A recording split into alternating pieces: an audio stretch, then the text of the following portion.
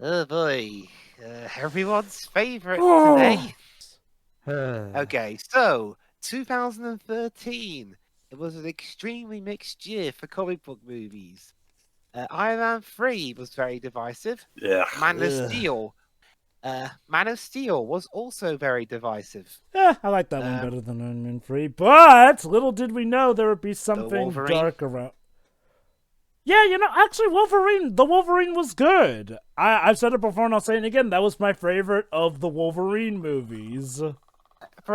Although as much as we may disagree on Iron Man 3, it seems as though we all have a agreement on the second MCU movie that came out that year, For the Dark World. If I recall correctly, this is widely the most hated MCU film there is. Even more so than Iron Man 2. Not the lowest grossing budget, 150, 170 million, recoup 644.8. Well, so a lot of people went to see this. Well, gee, Tio, it's like people were excited for the next chapter of the MCU, a film series where it kind of feels like you need to watch each one. But before introducing new properties, Phase 2 essentially, try to expand, a bit what they had by having sequels to their major properties. Iron Man, what we see here with Thor, and what we'll see another time with Captain America before having another Avengers movie, However, and then moving on from that. However, Captain America. Yeah. However, before we tackle that, we're going to do a short that came with the Blu-ray for this The movie. last one they did, All Hail the King. Arguably the best short for a certain reason, and you'll see soon enough. If not, just skip ahead to this particular time here, which Tio will put into the video. As usual, don't worry. So, All Hail the King. Directed by Drew Pearce and produced by Kevin Feige. It's actually, and it's not technically the longest of the short, if I recall correctly, but it's technically the more important one. See, the previous shorts were more like very minor in expanding stuff. We saw, Coulson doing some shit. We saw a bit of recap between Iron Man and Incredible Hulk. We saw the aftermath of the Avengers. This one instead is essentially a glorified apology. Like I mentioned in the Iron Man 3 commentary, a lot of people were not really happy with one of its twists. So you don't this say. was done in 2014, specifically released in February. First in digital, then physical, and now it's packaged with the movie. We will be commenting after this. And it helps that Drew Pearce was a co-writer on Iron Man. So, instead, it's time to check what Mr. Trevor Slattery has been doing in prison. So, start before the actual quote from King Lear, the black screen right before it. 3, 2, 1, click. Yeah, so some people may call between the dragon and his wrath. And King Lear. Totally starring Arnold Schwarzenegger. Wasn't that with Ian McKellen for that sketch in The Simpsons? Yeah. So it's time to get an interview.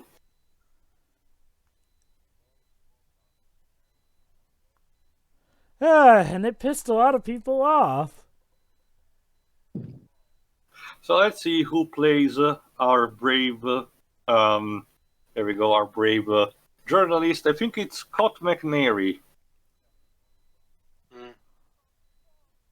Yeah, it seems that Trevor Slattery has become kind of an important figure in prison.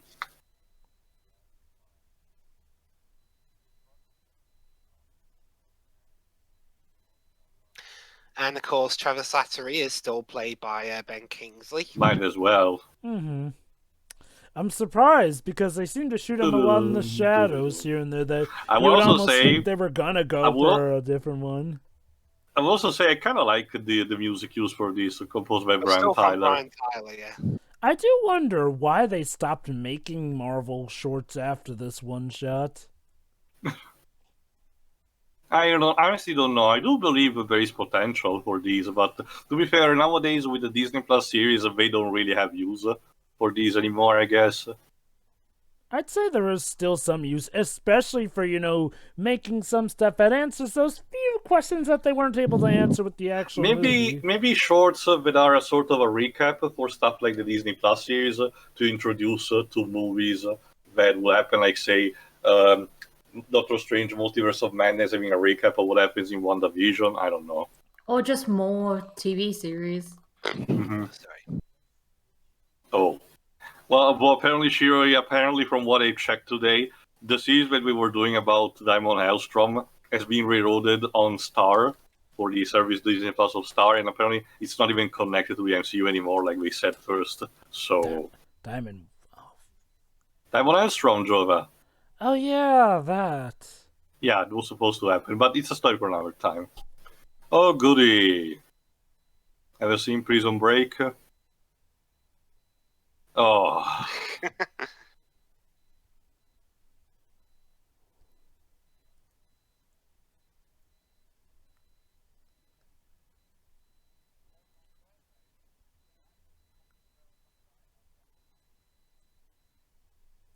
I mean, I'm played by Ben freaking Kingsley. I've had my fair share of villainous roles. Oh. Yeah, seriously. Yeah, very well. That's kind of sad when you think about it. I guess he likes the show. Well, he has an ego, but I get the vibe of it. It's kind of the vibe of that Simpsons episode where Bart has to say the thing. I love how they let him. Same thing. I love how they let him keep his shades in prison. Yeah, okay. You can say whatever you like about the Mandarin twist, but Trevor Slattery is alright. Sorry, Dwibs, it was still terrible. I mean, that is the reason we got the show. Dwibs, I will not deny what you just said, but at the same time, it doesn't change it. Here's an idea. Well, I did literally say that first bit. Sure. Again, here's an idea. Have Trevor Slattery, but don't have the twist that pisses people off. Man, considering from what I've heard that Red was like in the comics, that could have also pissed people off. Again, here's an idea. Don't go for something that completely spits in the face. I can tell you this, in modern times, the character has managed to be reinvented effectively. So. Just do it in a way that's proper, but don't considering Marvel comic standards these days, that's actually an accomplishment. I know, right? Like, seriously, though, the Mandarin twist was the equivalent to Galactus as a cloud. It was just terrible. It's a can of a drink. Oh, I thought it was like Dr. Pepper. It's the drink that movie studios use when they don't want to license one. Oh, it's the beer from Steel. Yeah. Just like right now, I'm drinking low sugar Coke. What was that joke from Yu-Gi-Oh! Bridge? Thank goodness they gave us generic soda.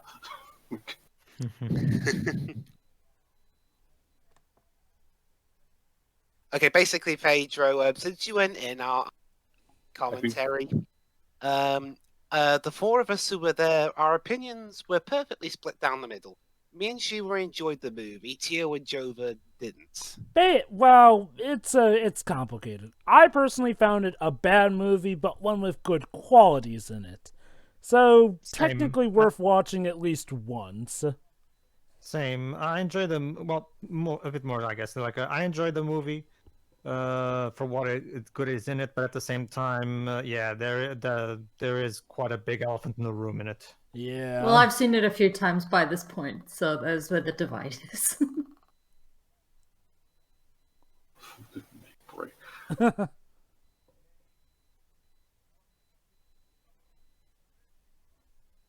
I do feel a bit sorry for Ben Kingsley, though. The character himself is fun. It's just that, like Pedro mentioned, it's that elephant in the room that To be fair, Jova, like, it's a thing that Linkara also mentioned, rather than, just forgetting about the fact this shorties also serves to build up for it. And good on them for it. And I do believe they're building, in multiple ways. Also, Cage Hit. Yeah, but we now have confirmation. The same writer from the man. Ben Kingsley with a porn stash. Not to mention, we already have confirmation that we are going to get a more proper Mandarin in the future anyway. Well, yeah, that's what it's for the end, don't worry. But the meantime... Plot twist. Monkey! No, give vodka to the monkey. That's Mike terrible. Post. I swear that's an actual composer. I'm gonna check just to be sure.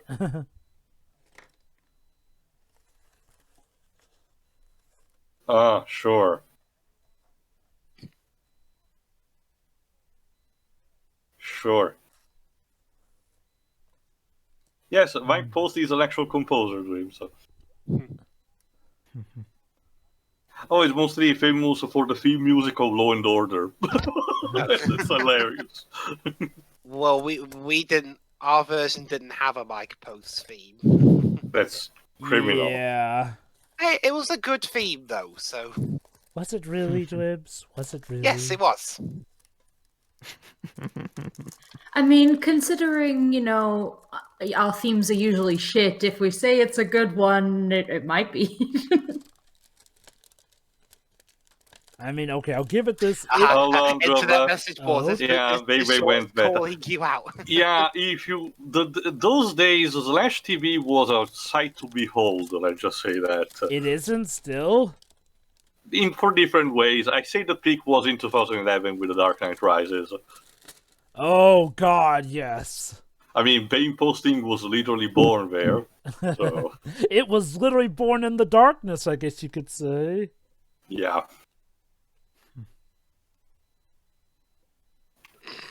What the fuck did you just say?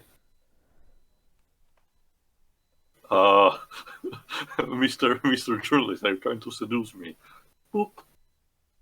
Oh. Oh. That's a very advanced camera you've got there, sir. Uh-huh. Exactly. Exactly, guys. Oh dear. Yeah, too bad that you need to be careful whose identity you use. Are you ready for your shot, sir? Boop. Boop. Boop. Man, that guy can tank bullets. Oh, shock baton. Ow. Dead. Or Well, shit.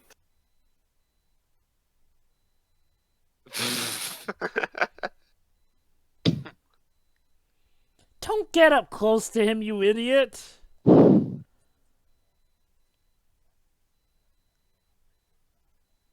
Yeah, exactly. yeah. Again, you gave up your advantage of range when you got Oh, up what a close to curious him. tattoo that you have there. Yeah, I thought actually the 10 rings were an Iron Man 1. Mm-hmm. Well, I mean, if you keep doing things that make people want to point guns at your head, people are going to point guns at your But, head. Stop don't doing worry, things that don't- make people want to point guns at your head. But don't worry, our journalist is not there to kill, but for an extradition. Yeah. The Mandarin wants to meet him, eh? Here's the problem: the Mandarin is actually real, and he's pissed off. That's basically that's the thing. Of Sure, course. that's the thing. Sure, that's what I keep saying to the Wachowskis. If you want people to stop criticizing you, maybe you should make better movies. Like, But yeah, and I guess we will have to see the payoff to this in Shang-Chi. Is Ben Kingsley confirmed to be in that film? I do wonder if he's gonna show up there, like as the prisoner of a Mandarin, like tortured oh my and god! stuff. Oh my god! Too. I can picture it now. They're gonna have the real Mandarin kill this one. I mean, I don't believe. I do believe. I'm Oh, assuming hold on.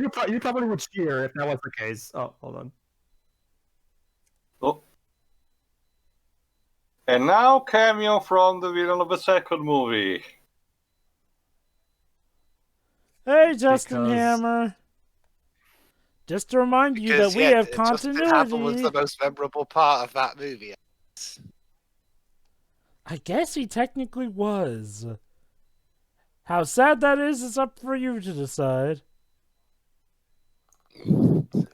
Okay.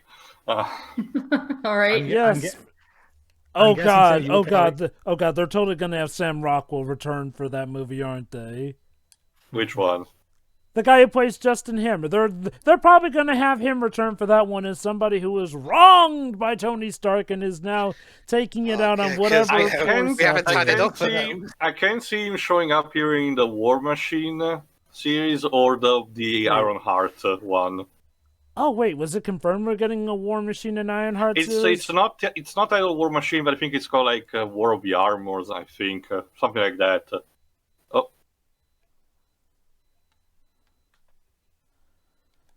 Because we're getting as much as we can out of Sam Rockwell, damn it. Special thanks to Shane Black. I mean, if they're only going to bring him back for a couple of minutes. might as well. Why not? I mean, what's sad is this is better material than when he had his whole movie to do stuff. Yeah. Oh, Well, that's sad. now he found romance in prison. love is a battlefield, Jova. But no, honestly, I'm fine whatever the case. I wouldn't mind, Ben Kingsley show up in Shang-Chi again as like a prisoner or something, because again, it's nice that they built up from this for their apology rather than just pretending that Trevor's letter never existed. You know. So yeah, that's pretty neat. And honestly, as a short on its own, like you said, it's probably my favorite of the bunch. It has the better music. Even the comedy is better. The one of that was tied to the Avengers movie was okay, but it wasn't really that compelling, And the pilot for Agent Carter was again okay, but mostly focused on promoting their own series. This feels like an extension of Iron Man 3 when you get down to it, like the secret epilogue onto it. So I'm actually more fine with this. Lives, what do you think? I enjoyed it fine enough. Again, as someone who honestly didn't really care one way or another the twist. I thought it was a perfectly fine and enjoyable show, and I got to see more of Trevor Slattery. Mm-hmm. So, although as the ending suggests, this might be the last we see of him. Maybe not, Dweebs. Who knows? Well, I mean, again, we don't know if he's in. He's not on the cast list of Shang-Chi or anything. Who knows? Maybe he'll make a surprise appearance. They hide casting a lot based off of where things are in the MCU. Remember, they managed to hide Howard the Duck from the Guardians of the Galaxy movie until release date, basically. And there's very much a high likely chance that certain cast members of Doctor Strange 2 and the Multiverse movie have not been revealed yet based of going on in the WandaVision series. Well, we'll just have to wait and see on that front. Or the role could be minor, and they just don't bring him up because... Oh, no, I think this is the best out of the Marvel shots, which is an interesting time to have your best one be at the very end. Yeah, again, I never got why they stopped doing these. I guess, I mean, at this point now, with the Disney Plus stuff, the one-shots are kind of irrelevant now. And just kind of superfluous, really. But yeah, overall, I enjoyed this. No, it was good, and pretty much what Webb said. I don't really have anything else to add. It was, yep, you can see why it's the most important, and other than that, it was good. So there we go. Again, I'm still wondering if they're gonna have the real Mandarin kill this one, because I wouldn't be surprised. There you go. There, we did it. Are you happy now? Maybe the reason Ben Kingsley is not in there is because they made a joke of saying, "Oh, this was maybe like again Shang-Chi is being confronted by Iron Man. He's like, this is the last man that they're made a mockery out of me, and he cuts to a skeleton." That's supposed to be the remains of Ben Kingsley. Oh, like let's decor, I mean, again, the MCU seems to, despite the 5-year gap between Infinity War and Endgame, it seems to be working on a in out of universe timescale. So a couple of years have been passed there as well. So who knows? Yeah. But anyway, the short is pretty good. They do a good job in following, at the very least, committing and following up on what happened in Iron Man 2 and 3. So that's nice. So yeah, and the short is overall pretty enjoyable for what it is. There's still The music is good as well, and that's about it. Really, there's not that much to say about it. Jova. Yeah. It's easily the best of the shorts, yes. Granted, they'll probably make the Shang-Chi movie in a case where you don't have to see this movie there, so I guess it depends on how much they'll reference this here and there. Although, now that I think about it, is the Shang-Chi movie's existence literally based on the fact that we're getting a proper Mandarin the more I think about it, seeing as how he is the main villain of that movie? You have to remember, Jova, that it makes sense because Shang-Chi originally in the comics was the son of Fu Manchu, which is a character that not only they have licensing problems, to portray these days, there is an actual copyright onto his name, but is considered an actual, Asian racist stereotype. So they essentially sneaked in instead, railroaded Shang-Chi origin to be tied instead to the Mandarin in the comics. So that's why they're reflecting this upon. I get the idea that they wanted to save potentially the real Mandarin for a hypothetical fourth Iron Man movie, but considering time and time passed and it seemed more likely that it was never going to happen, it wasn't really needed, they decided to instead opt for this in order to introduce also Shang-Chi to the MCU. And Phase 4 is an ideal start after the major events of Infinity War and Endgame. It's just a bit of a shame, I guess, that Tony Stark will never actually meet the real Mandarin, but, things like this happen all the time, so I don't mind. Well, it depends. If Robert Downey Jr. has more rousing successes like Doolittle. I think, okay. Maybe they'll try to do a what if episode. Yeah, maybe that.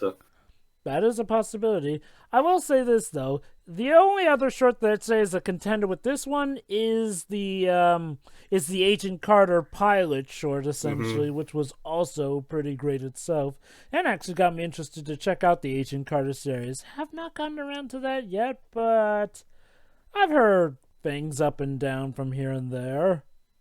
But yeah, overall, this is a good short and one that does what you should do proper when you screw up big time. Don't just try and pretend the mistake never happened. Address it, then rectify it in a proper way that helps the story flow better. So that, in a sense, when people look back on your work years later, they'll be able to see it as, at worst, a bump in the road as opposed to something that was, well, again, as bad as the Cloud Galactus. Well, I guess it depends on how monumental the mistake is.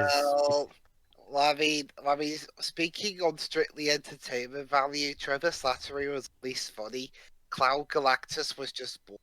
Well, again, it's the point. Mandarin is essentially Iron Man's equivalent to the Joker. You should not mess up the hero's most prominent villain that badly. Anyway, that's pretty much it for All the King and the Short. And now onto the main plate. Alright, Weebs, who are the people behind this movie? Okay, since Kenneth Branagh didn't return, I can't imagine why. Instead they drafted in Alan Taylor. Now Alan Taylor, it's not like he'd done nothing but bad work before this. He directed a lot of episodes of Game of Thrones. Yes. Back when he was still, respectable. Yeah. Unfortunately, Alan Taylor's quote vision did get compromised a little bit here and there, but we'll get to that.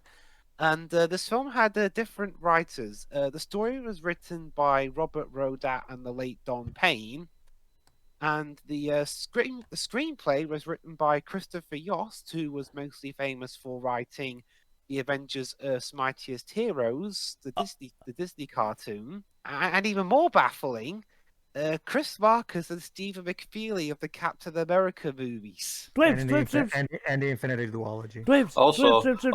Don't forget to mention, a certain director was originally supposed to direct this because Natalie Portman signed on to this film under the understanding that Patty Jenkins was going to direct. But Jenkins ended up... Yep, Patty Jenkins was originally tied to this before eventually they settled on the other director. Look, we had enough Patty Jenkins for our time with Wonder Woman. We're not doing this again. To be fair, she was only going to be directing. But also, because that's what inspires confidence for your Thor sequel. Engaging a writer that co-wrote Fantastic Four: Rise of the Silver Surfer and several episodes of The Simpsons. Okay. Now, to be fair, the MCU has managed to take some of the most skeptical-driven stories and some of the most eyebrow-raising staff members and has had them rise to prominence here. Let's not forget. True, like James Gunn. Fair enough. Yeah. James Gunn as although well. Although it's fair to say this film wasn't one. No, it was not. Like I said, you're about to see anyway. This is a contender for most hated MCU film of all time. Yes, possibly even more so than Iron Man 2, the glorified goddamn commercial here and there. And this movie in particular is possibly a good representation of why I feel that Phase 2 is the weakest of the phases. But not time to raise an essay on that now. There's plenty of movie to cover. Mm-hmm. Yeah, which is ironic because it's not even that long a film. Okay, anyway, we're going to start before the brand new Marvel Studios logo that started with this movie. Yeah. Oh, joy. Okay, 3, 2, 1, go. Now let me open up this film by mentioning that yes, a few directors did play hot potato with it. First off, Kenneth Branagh turned down directing this film as he felt that the locked release date wouldn't give him enough pre-production time to allow him to work on Jack Ryan's Shadow Recruit at the time. And then, like I said, Patty Jenkins was supposed to direct. However, she ended up leaving the project a few months after she officially signed on for, say it with me everyone, creative differences. AKA she wanted to make this movie terrible, then Kevin wouldn't let her. Narration. He still allowed Alan to make this movie terrible, but yeah. However, that's the thing. Natalie Portman wanted to leave alongside her. However, Portman was locked into the film. Hey, Christopher Eccleston. Yeah, so the Ninth Doctor is the villain of a movie. Oh, God. Okay, so... And he's so wasted. And unfortunately, that's not as cool. And it's sad because this is one of the more important movies because it introduces the reality stone. Oh, God. Oh, you know what's sad, honestly? You know what's really sad? I legit could not remember this villain after when I watched this film. It's sad because... Star Trek villain. It's sad because we're expanding the lore of the Nine Realms, particularly the war between the Light Elves and the Dark Elves, on Helheim, which is pretty cool as a concept. You can see we're trying desperately to ape up Lord of the Rings, but sadly, this stone is not going to be prevalent through the rest of the movie. So... To add to what Jova just said as well, this is a movie that, because he said it's not that long, but at the same time, it's 2 hours, and it's also 2 hours. That's eventually. It's not even 2 hours. It's 1 hour and 52 minutes. It's not, and that's counting credits. So if you discount credits, it's like 1 hour and 40 something. It's not even. Well, it still feels like it, and this is a movie that Dwibs and I could not watch in one sitting. Yeah, when we were watching it casually. Okay, to elaborate a bit, Pedro was showing Shiroi the MCU films, but skipped this one. Even though it's very important. A kind and gentle soul, had Shuri watch this movie with me when it was on that when it was on Netflix. It was so boring. I didn't need to show it. It was. I could do it for me. I wasn't. Sorry, I wasn't. Yeah. It was so boring. It took us 2 sittings to get through it. Well, you wouldn't be the only ones because the cast did not have a good time with this movie. What a surprise. Alan Taylor is not particularly fond of his experience on making the movie. He claimed that he was given a lot of freedom when he was filming, only for executive meddling to change everything in post-production. Yeah, and this was still during the era when Marvel Studios was still beholden to Darth Perlmutter. Yeah. Also, Eccleston released a bunch of interviews, in recent times and claimed that both after having finished the Ninth Doctor run, and along this time he was afflicted by severe depression. Yeah. About that, Christopher Eccleston has admitted that he only took the role in the first place for money, and that Marvel misled him by neglecting to mention that he'd be required to sit in a makeup chair for 6 to 8 hours a day to have his makeup and facial prosthetics applied. For extra chagrin, a lot of his character's scenes were cut. Wow, that explains a lot, actually. Meaning such pains were for nothing. Ultimately, he later described making the film as just a gun in your mouth. Oh, and which is sad. thing... Eccleston is such a talented actor, and and another thing that was going against Alan Taylor at the time, he initially hired Carter Burwell to do the score for this movie, but Marvel went behind his back and replaced him with Brian Tyler. Also, Pedro, you're in for a bit of a surprise here, because the reason Patty Jenkins left is quite different from what you would expect regarding the creative differences.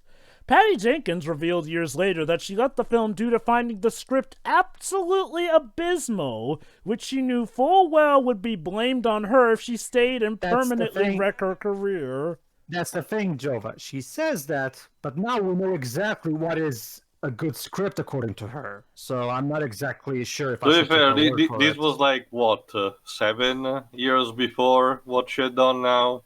Like, we don't even know if the behavior was the same. Yeah, not only that, but she wouldn't be the first director who has thought up bad ideas here and there. Like, okay, by that logic, Pedro, we should still hold James Gunn from what he did in movie 43.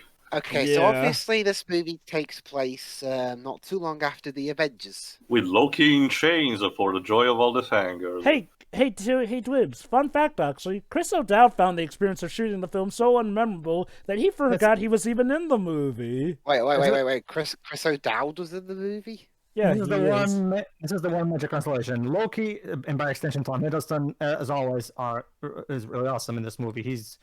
Even Anthony Hopkins sounds like he doesn't want to be there. Mm-hmm. Tom Hiddleston, fortunately, is a professional, but so he actually does put an effort to. But that's the thing. Well, Anthony Hopkins should be, but in recent times it sounds like he's just given up between these and Transformers Time that night. To his credit, he's getting old too. It's a common thing with old veteran actors, Robert De Niro. True, but he's from he's British. Those tend to have a thicker skin and manage to pull through even in the older years. Just look at Angela Lansbury, for fuck's sake. I mean, I don't know. Angela Lansbury hasn't even done much of anything in the last. She's doing theater actually these days. Oh, okay, sure. Anyway, speaking of British folk, Idris Elba apparently didn't have a good time making the movie and claimed the shoot was tedious and exhausting. Vanheim. Oh, and to be fair, this is one occasion where I actually like the fact that there are the captions, so there's that. Also, by the way, did you like Thor's friends from the previous movie? Like the three warriors, yes. You might notice one of them looks slightly different. Yeah, I think we mentioned it, but go on. Yeah, okay. In the previous movie, Josh Dallas plays Fandral, but because Dallas was in Once Upon a Time, there he is.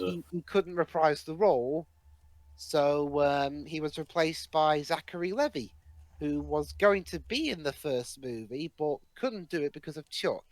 Mm-hmm. Also, but the video game told me that Vanheim had turned into a swamp and the Vanir were extinct because Mangog. Are you telling me that these movies blatantly ignores the continuity of a video game? For shame, Marvel, for shame. So Zachary Levi was in this, but will later become another lightning-themed hero. Mm-hmm. Yeah. Also, that shield kind of sucks if it gets trespassed by a simple, bolt.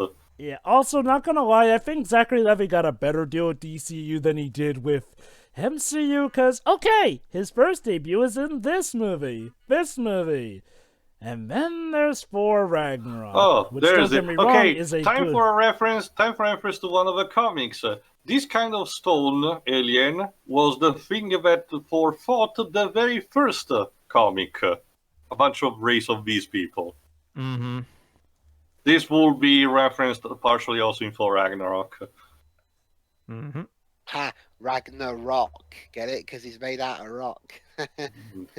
I'm not going to justify that. Hello there.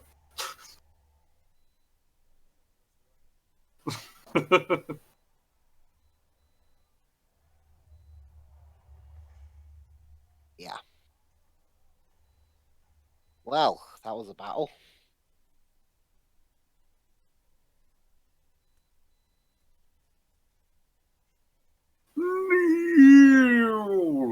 Yeah, the first time I watched the movie was like, come on, the monster is just gonna reform, but no.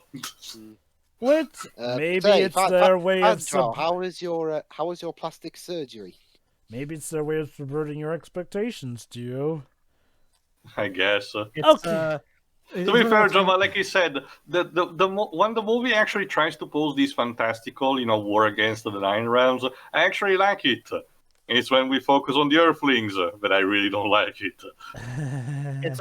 I'm still convinced that while Chris and Steven were writing Winter Soldier, they were shitting this one. Like they wrote the Winter Soldier with their hands. They wrote this was the toilet time script. This was the one that they wrote with their ass. Well, Pedro, like Patty Jenkins, we gotta hold them accountable for everything that comes from their quill. Jova, I'm literally doing that right now. So don't worry. Okay. Yeah, we've got plenty of movies in the future to praise them. This is the one time when we can crap on them. Yeah. Legitimately. For the most part. Okay, so, but honestly, this is actually a good segue for me to mention why Phase 2 honestly does feel the weakest. Now, it's widely agreed that Phase 2 is pretty much, the sophomore slump here. And like I mentioned in our Iron Man Free commentary, pretty much none of the sequels feel better than their predecessor except for Iron Man 3, and even still, Iron Man 3 does not feel like a better movie than Iron Man 1. Part of it, I feel, is, like I said, I think the issue with Phase 2 is they got a little too comfy and on their laurels. And by that, I mean the Marvel higher-ups here. The Phase 2... And I do, and look, I'm not saying that all the movies are bad in Phase 2, but Phase 2 is the one that feels like it has the mentality of, who cares about quality? People will come and see it, whatever. That is not to say that they did not try with these movies, but it really doesn't always come through. This is not helped by Ike Perlmutter really swinging down his authority hammer here and there and making superhero films feel more homogenous, not only in the plots, but also how characters looked here and there. Let's not forget the guy was against a superhero movie being led by an actor of color or one being led by a woman as well. Remember, Feige also had to fight tooth and nail to get a Captain Marvel movie, and that's why we got it so late. As for how that movie turned out, we'll talk about that later. Well, to be fair, I was talking about just how the movie got made. But yeah, again, this is really... Also, fan service shot. Yeah, I noticed that. Chris Hemsworth doesn't really have a nice ass. Oh, what a shame. Well, Teo, the rest of his body is pretty much perfect, so you can't blame. I'm sure of that. It's just that, come on, just a bit more rear. He doesn't have the full package like Snake. It's interesting because Marcus and McFeely wrote both the worst of Phase 2 and the best of Phase 2. So... Okay. Yeah, it's like how in 2015 Fox. Also, you really know we're trying to make the atmosphere similar to Game of Thrones here. It's like how in 2015 when Fox made both the best and worst comic book movie that year. Oh god, they did. Anyway, as I mentioned in Iron Man 3, around this point I had actually given up on the MCU, so I actually didn't see this movie when it came out. I actually waited until I watched Guardians of the Galaxy in order to actually get back to both this and Winter Soldier. Okay, Teo, honest question. What would have been your reaction if you had actually watched this right after Iron Man 3? Mixed. Like I said, I agree with what you said about this being the low point of absolute worst point of the MCU. But I still like it a bit more than Iron Man 3, aside from the personal BS. Like I said, when the scenes are focusing on Asgard, and the war against the elves, it seems that the movie is shining the most. But sadly, we had to cut to what people are doing on Earth. Wait, London. Oh, wait. London. Wait. Oh, I know how this goes. Then we cut to Killmonger Natalie, Wait. We're filming. Wait, hold on, we're in London. Okay, so when's the part where we cut to Killmonger in a museum looking at that Wakandan artifact? I think he did it a bit after this. If only there were a special cut of this movie that just segues into Black Panther. Sadly, Jovo, we're not so lucky. Okay, let's talk about Natalie Portman here. She absolutely hated being on this film because she was under the impression that Patty Jenkins was going to be directing it, and she only stayed on because it was less trouble than potentially getting sued for breach of contract. In fact, it was so bad that she pretty much wanted out of the role. In fact, in mid-2016, she said she was very unlikely to ever reprise her role as Jane. This is why she's only mentioned in Age of Ultron. Hello. Oh dear. Okay. Kat Dennings in the previous movie was fine. I mean, she was there, but she did have a few lines that were kind of. She was the snarky. She also did have her useful bits. Yeah. I mean, she had snark to her, but she was actually useful. She could back it up here and there.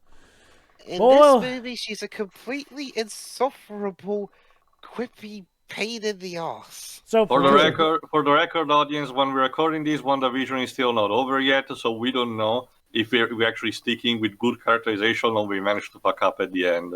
Well, no, okay. I can already confirm too that movie 1 Darcy is back. So. Yeah, but we need to see if she stays or not. Like, for all we know, maybe it's a scroll. It's like no, it's not that. More it's like when the nostalgia critic did that Disney-December episode on this movie. Also, they tried to put all the comedy in one person, and it really doesn't work. Also, I had that gizmo that the scientist had. I actually know what that is. It's used for reading barcode in a supermarket. What the fuck? Just think of this movie as a fever dream.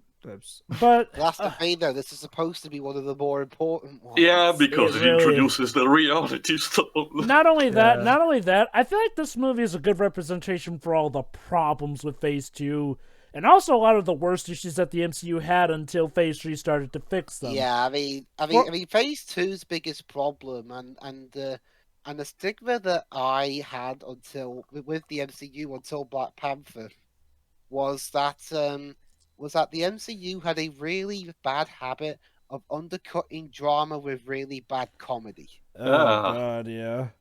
Or really unfitting comedy. Yep, and it's definitely apparent in this movie. Okay, wait. Oh, no, it's not him. For a moment, also, it make. Let me see if I can find the actor. But it makes so much sense. There were so many different screenplays and story writers because, again, like he said, the two settings clash completely. Also, it shows. I believe. Also, ITV. Oh no. Why? What? Yes, that's Eric Selvig from the previous movies. However, Okay. Like Iron Man 3, this film portrays the effects of what happens to somebody after the events of the Avengers. Unlike Iron Man 3, not only is this not taken seriously at all, it's painfully unfunny. Basically, Eric Selvig is crazy, lol, which means that they never got him cured after the events of Avengers, even though he was on a skyscraper. Why didn't anyone just pick him up? Because shut up, that's why. And how did he get all the way across to Europe? Again, because shut up. And why did he strip naked? It's funny. And and here's the ultimate question, why was money put into this part of the script, let alone the entire damn thing?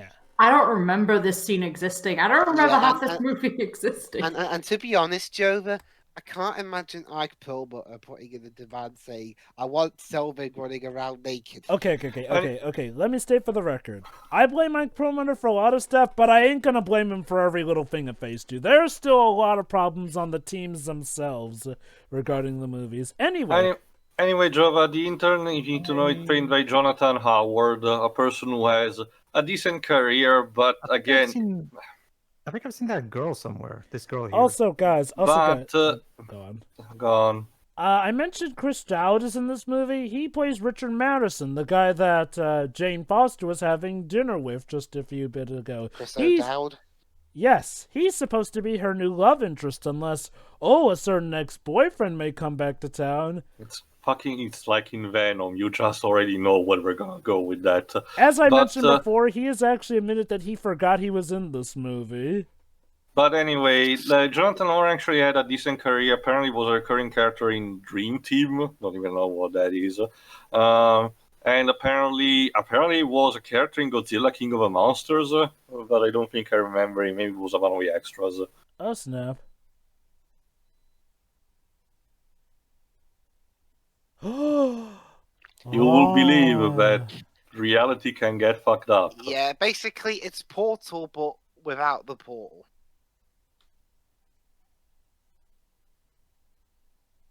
You know what this reminds me?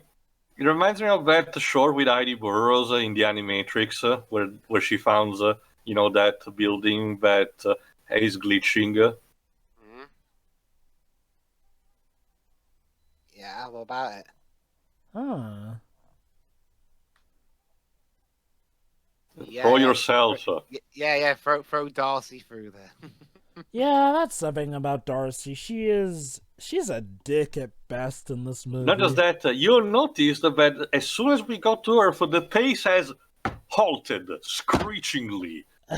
Like, we were going decently with the band, with the explanation and then the battle, and now boom, now we are focusing on this fucking thing.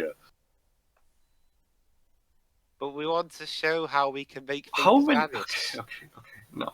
Like, how many things do you have to throw it in here before you start reading something? And don't worry, folks, it's gonna get worse.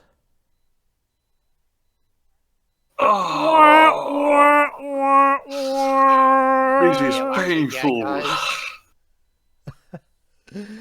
It's like you guys are supposed to be scientists or something who should know better, but no. Not just ninja, but scientists are quirky. Remember, we had one of them running around in his birthday suit. And from what I recall, I think this is his last appearance in the MCU. As of the time of this recording. Sorry, whom? Yeah. The Doctor? Eric Selvig. Eric Selvig. Yeah, as far as we know, yes. So, yeah, congratulations. Last appearance of a character that helped get the Avengers. To be fair, Dweebs, they recouped Darcy for WandaVision. Nothing stops them from doing the same for another series. Well, that's the thing, though. As of this recording, you haven't done that yet. Pretty much. Yes, but, don't close the door just yet. Oh, no, I wouldn't close the door, but, you always gotta know that there's a chance that they may not bring it back here. I like the MCU, but it can still make some dumb or baffling decisions still. Well, every series does it. It's just how you recover from it. Anyway, in regards to deleted scenes, there's a lot of cut footage, some of which would arguably have made the movie better. Okay, Dave, since you're the CGI expert, how's the CGI for the Aether? All things considered, it's not bad. So, yes, that is our plot MacGuffin. Now the Aether is essentially possessing Jane Foster. Now you think, will something interesting happen because of this? Okay, either... That essentially makes her a glorified target. Okay, either she was possessed by the Aether, or the script was so dull that Natalie Portman was holding that in her hand and just fainted. And this means that all Any excuse to fall asleep, and this means that all the army of Malekith gets reactivated for some reason. So basically, literally the reason the plot is going to happen, and trust me, a lot is going to happen, is it's technically Jane's fault. Well, okay. Gotta be honest, I don't have that much experience with Malekith or the elves in the comics, but I know they existed before this movie, but I don't know actually how they have been. I can tell you what I have experienced with them. See, around this time, there was a game I was playing, I mentioned in the past, called Marvel Avengers Alliance, a Facebook, actually, RPG game that was very well developed and had a decent story. And they have themed events after the movies that were coming out at the time. So they had one for this movie, not telling the story of the movie, but instead telling an original take that involved the same characters. So Malekith invading the world and, having Thor and the others repelling that. That was actually better than this movie. I can tell you that. Oh, but yeah, really, too, when you get down to it, this whole plot is Jane's fault.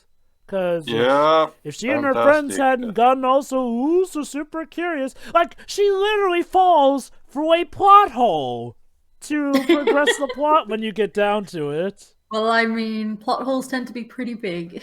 This was funny in the Tiny Toons movie, not so much here. And trust me, there's a lot of tragedy that will happen because of what Jane did, and she never has to answer for it. Okay, between the video game and this, it seems that Heimdall is not doing his fucking job. Maybe Heimdall's just sick of it all. Okay, then let Odin hire someone else. Well, knowing Odin, he probably won't hire anyone else. Because he's that much of a dick. That or Odin's just busy with his role in Final Fantasy VIII. No, she's not. Terribly not.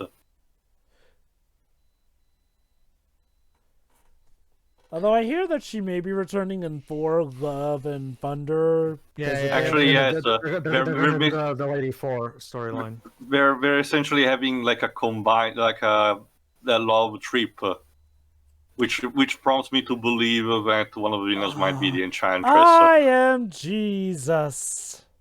No. Not really. This movie is not clever enough. And we cut to black. Sorry. I am made merry. I am made merry.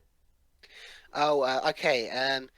Do you guys know the reason why a lot of Malekith scenes were cut? Actually, no. Go ahead. Loki was popular.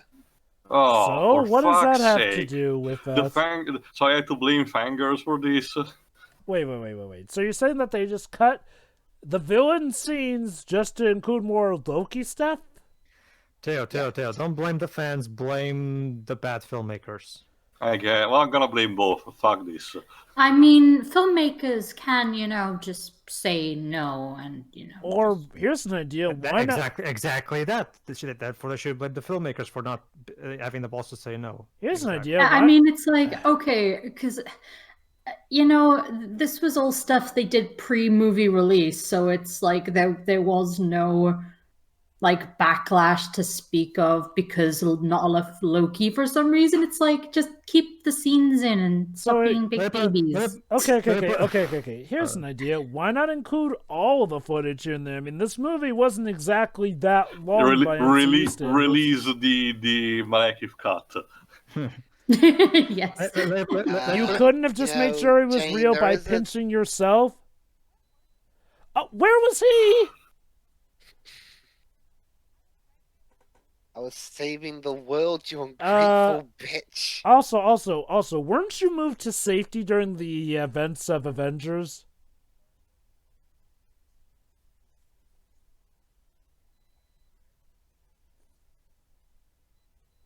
It's excuses. What? Oh my god! No. Woo! Wow! And for the Bitch Awards goes to We're only 30 Jane minutes Foster. in, folks. Jesus Christ, woman! Not only that, but were you two even really that much of an item? I mean, it'd be like, that'd be like if after 10 years of marriage with Spider-Man and Mary Jane just exploded at Spider-Man because he stopped Times Square from being blown up. Mind you, Mary Jane respects what Peter does.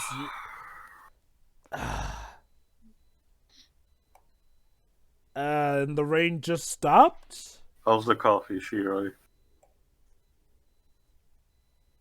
I'll take that as a yes. Yeah. Hey, Darcy, look at you, all bimbo-y and dumb. Let me put it this way. Let me put it this way, too.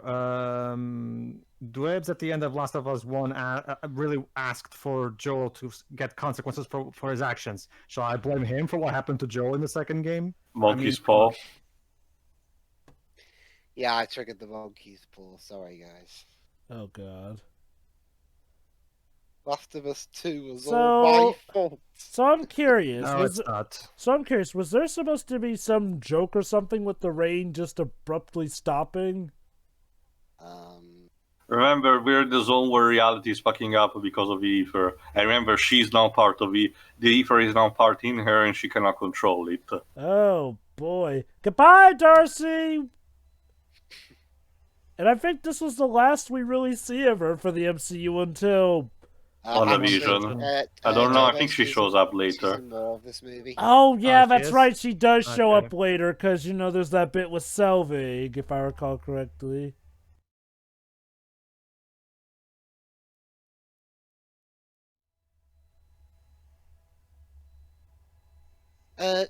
Sure. I got a question actually regarding when we saw the film. When exactly did we stop? This is important. Yeah, it's just, Well, it's an interesting curiosity, at least for me. Yeah.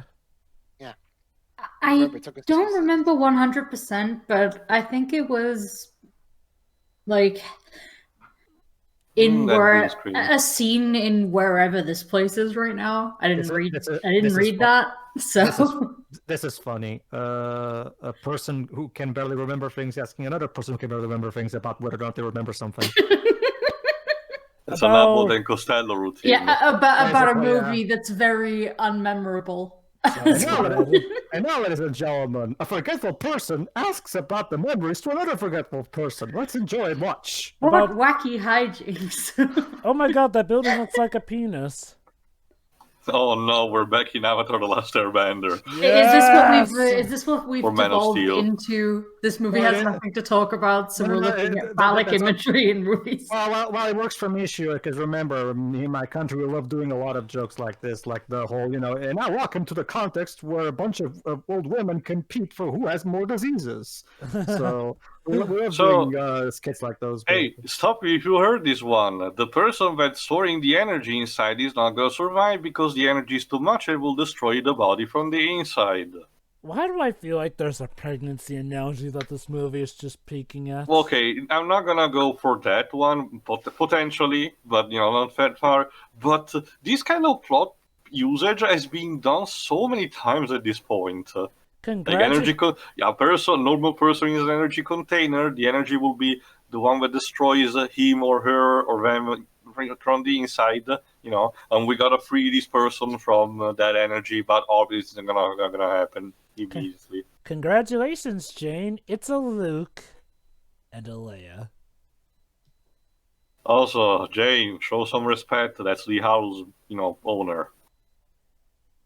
Mm-hmm.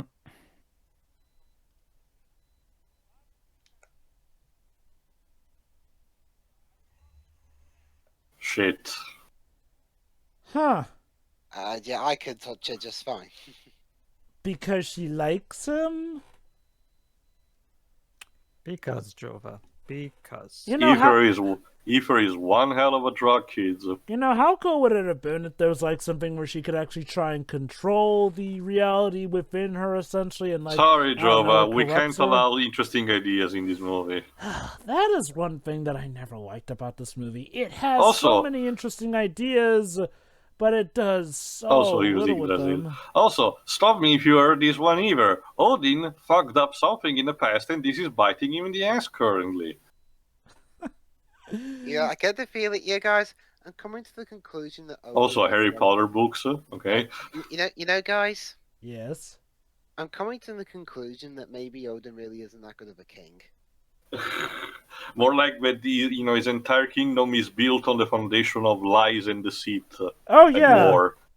By the way, people say Loki has done only originally his shtick. By the way, Thor, you should probably know that your evil as all hell sister is locked in the basement, but no need to worry about that. I'm sure it won't come of anything. Yeah, in fact, if you listen closely, you can hear banging on the doors right now. Why does she sound like this mortal I hear of called Cate Blanchett? Because she's hot. Because Cate Blanchett is awesome. Yeah. And hot. True, yeah, she was great in Indiana Jones, The Kingdom of the Crystal Skull. And Hunter and Dragon 2. Oh yeah, she was in that. She's a cop's mom. And how was she in Ocean's 8? I don't know. I haven't seen Ocean's 8. See, that's the other thing that I mentioned. The scenery in this movie actually still gets it right. You know, the composition of the Lion Realms, Asgard, and the others, even the space stuff. It's all wasted because Marvel was this close to actually have a decent, proper fantasy movie. Okay, attached. So now that we're at the 33-minute mark, am I the one who feels that now the pacing has gone the exact opposite of the first? Also, Malekith despises incompetence. Okay, then. Go on, Jova, sorry. Am I the one who feels like now, instead of going super slow, the pacing has all of a sudden increased immensely? Like, a lot has suddenly happened. Again, Jova, it's like when we're not focusing on Earth, things are progressing. Well, Tail, I guess it's an improvement over Mortal Kombat Annihilation Shao Kahn, where he literally kills his mooks for succeeding. Yeah, I think it was Rain that got killed as a result. That's the thing. It's not just Rain, Tail. He also kills Shiva for succeeding. How dare you succeed at what I told you to do? So what? Was it opposite day? Yes, apparently. Congratulations, you have succeeded your task. There's your reward.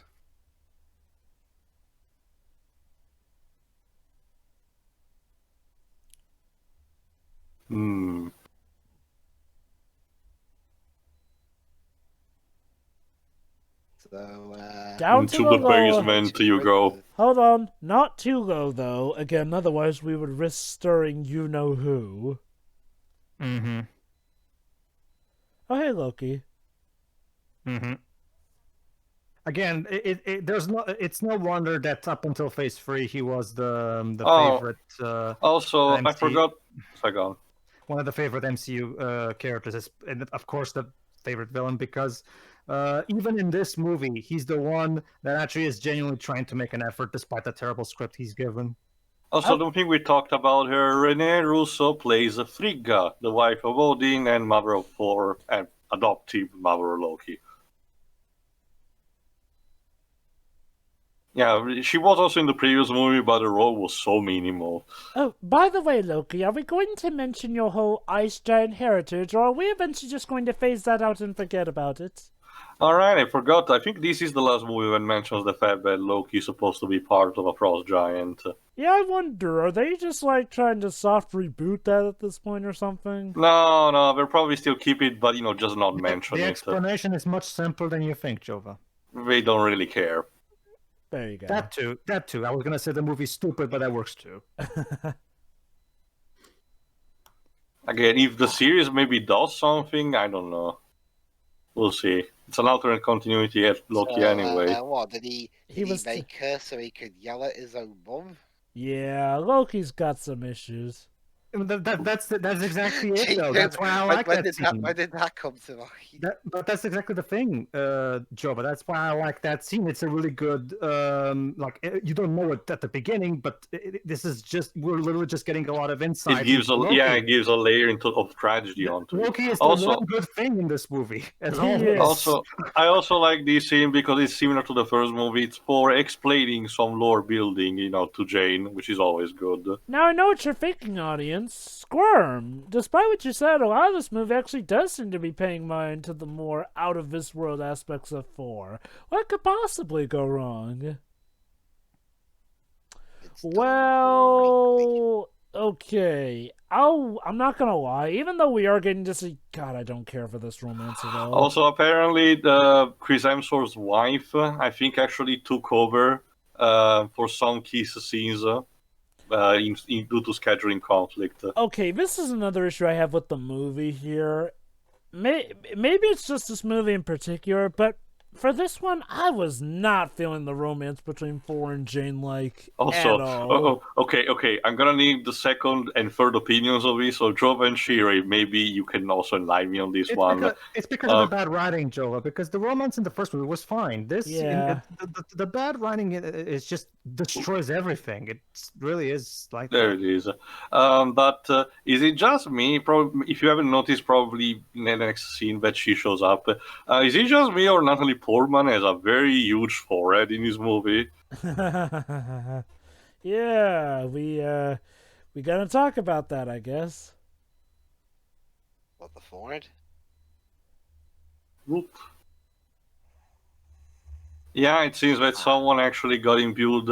One of the elves got imbued with a piece of ether from Loki. Sorry, from Malekith. Well, yeah, that was the same elf who we stabbed earlier. Yeah. Seriously, at this point, might as well scrap everything else and make a Loki. Well, we're now getting a Loki show, which is cool. I'm looking forward to that. But yeah, like the only shit. Whatever good writing is in this movie went into Loki, and that's it. Pretty much, like he is carrying a lot of this. But hey, there's some action now. And this doesn't raise the alarm because you know, in the first movie, so much as stealing something activated a literal behemoth made of strong material here. Whatever happened to that? Did they not rebuild that from the first movie? Or were they like, whatever, we just had the one and Thor destroyed it, let's not do anything with it again? Also, this is kind of... Jeff, I got it. Repairing the Bifrost took out a lot of them. Also, Jova, this is kind of literally the plot of Arkham Asylum. I have a lot of goons being voluntarily arrested, so they are forced after they get freed. Oh.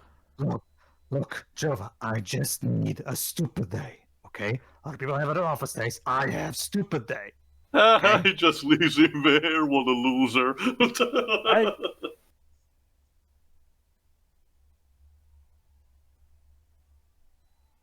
I'm just giving you directions, man. Well, can you really trust that, Dweebs? That's what's always cool about Loki in any movie he's in, because you never know if he means what he's saying or not. He's the god of trickery, of course. So you should always. He might just be scheming another thing, or he might be legitimately telling you the truth. But you're at the state where you don't know. That's why Tom Hiddleston is great, because he does a good job in having a good poker face. In order to play this character, you need a good poker face, and Tom does have it. Guys. And also an occasional eat-cheating green. Also, guys, obviously. Also, guys, did you hear that exchange? It's almost as if they hate being in prison. Well, there's no pleasing some creatures. I feel like that could have just used a better read. Oh.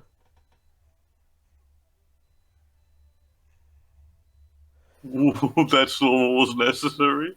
I don't know. Alan thinks it is. Yeah, we haven't spoke. Who did the score, actually? Brian Tyler. Brian Tyler. He also did the music for the Guardians of the Galaxy movies. Also, Iron Man 3. Yeah, actually, no, he didn't, Pedro. But oh, he didn't? No. Brian Tyler did do the music for Iron Man 3 before this. It was supposed to be Carter Burwell for this movie, but Marvel went behind Alan Taylor's back. Who'd they change it to? Brian Tyler. Oh. I gotta say, though... let me just say, this kind of movie isn't Brian Tyler's style. Yeah, very much. Brian Tyler can definitely do high-action, epic stuff, but never a big fantasy one. Uh-oh. But yeah. And Heimdall, you had one job. Honestly, I'm not gonna lie, even the action feels like it's just going through the motions at times in this movie.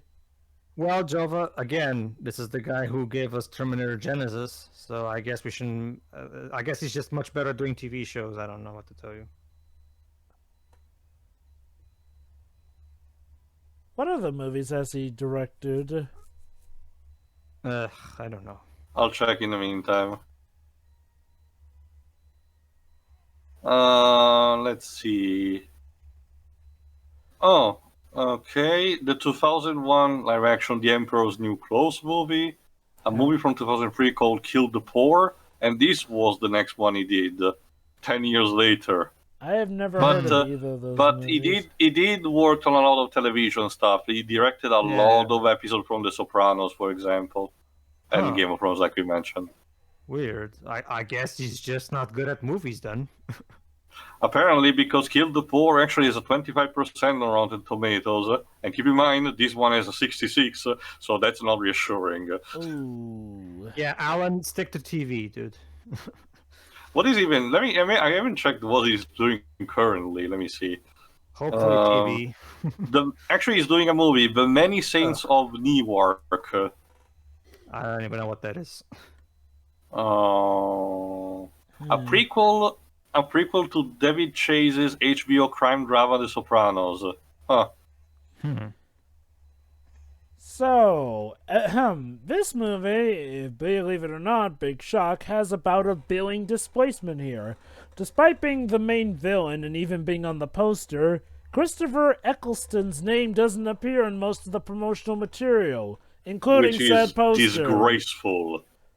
Like, goddamn. And then it gets even better. For the ending credits sequence, that includes individual credits with headshots of most of the cast, including Alice Cridge, who only shows up in one scene, and Chris O'Dowd, who appears in 2.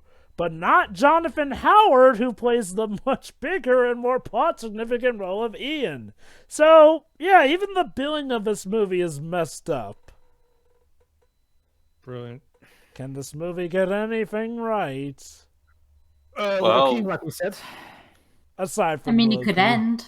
Sadly, one thing cannot, sustain the entire movie. No. I'm not saying he does too. It's just that I'll take, like you yourself say, I'll take what I can get. Oh no, guys! Sure. The portal Not around. blaming you. Oh no, guys! The portal around Wakanda is going down. Quick! Now we can go to. Oh wait, no. It's more like the deflector shield from Star Wars prequels. The Dark Elves are attacking. So nothing then. Well, it's this movie, Dwibs, so no. So this is essentially Star Wars, but worse. Got it. And Disney actually bought Star Wars over a year before this film came out. So I actually wonder, because that's one thing that I wondered.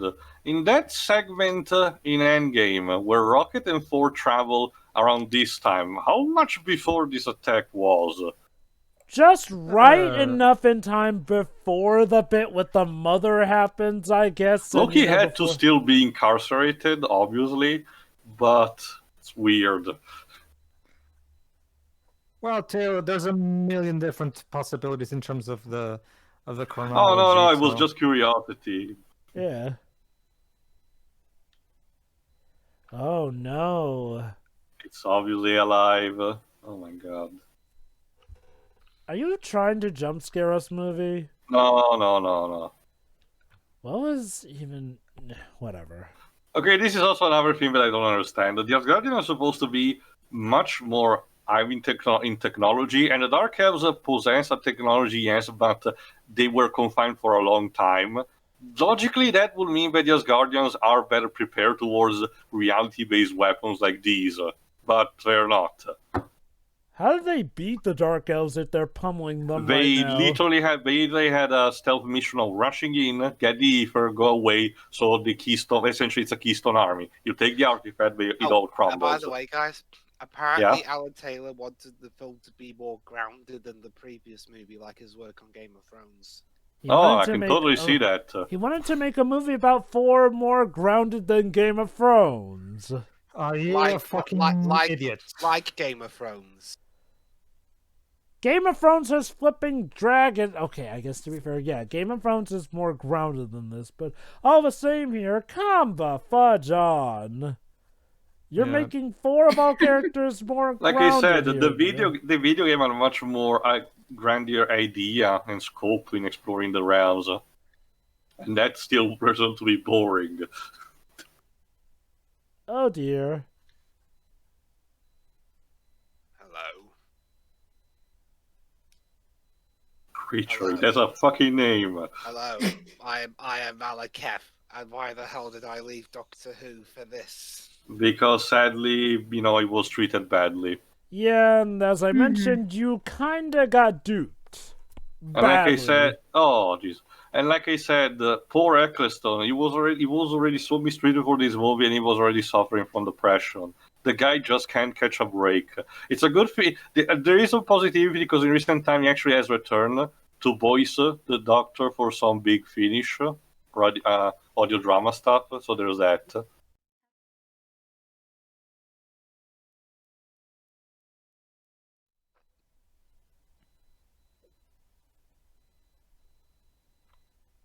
Please. Say please. Shouldn't you be thanking her, seeing as how she's technically the reason you're even awake again? See, Java, he's a villain. He cannot do that. Oops. Oopsie.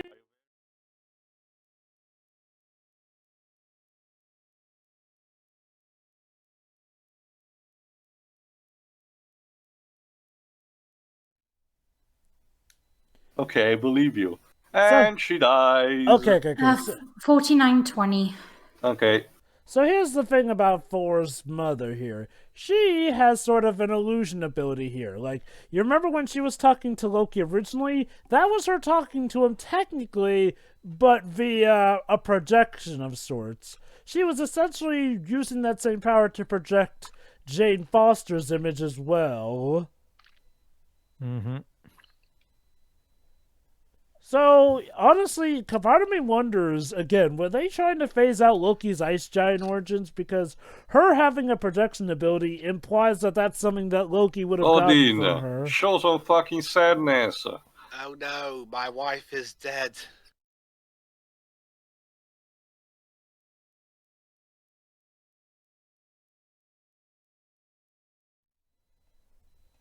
So, Odin, Seriously, would you say now it matters? He doesn't look so much anguished that his wife is This dead. is Anthony Hopkins. He's a literal Shakespearean actor. I would not accept this performance. It's like it's less like he's mourning that his wife is dead, and it's more like, oh, I love your wife. And we immediately go to the funeral. Even worse, it's like, oh, I had a wife. Okay. Like myth-wise, if the original myth Odin had his wife killed, I can tell you would have thrown an easy fit for at least 10 fucking years. Should we tell him that Asgard's going to get destroyed so his wife's corpse may be left lying around in space later? Nah. To be fair, Jova, again, we're doing the funeral, the Viking funeral style, so Very of course, good shot, sir. Could have done with you more in that battle just then. Maybe his wife wouldn't be dead.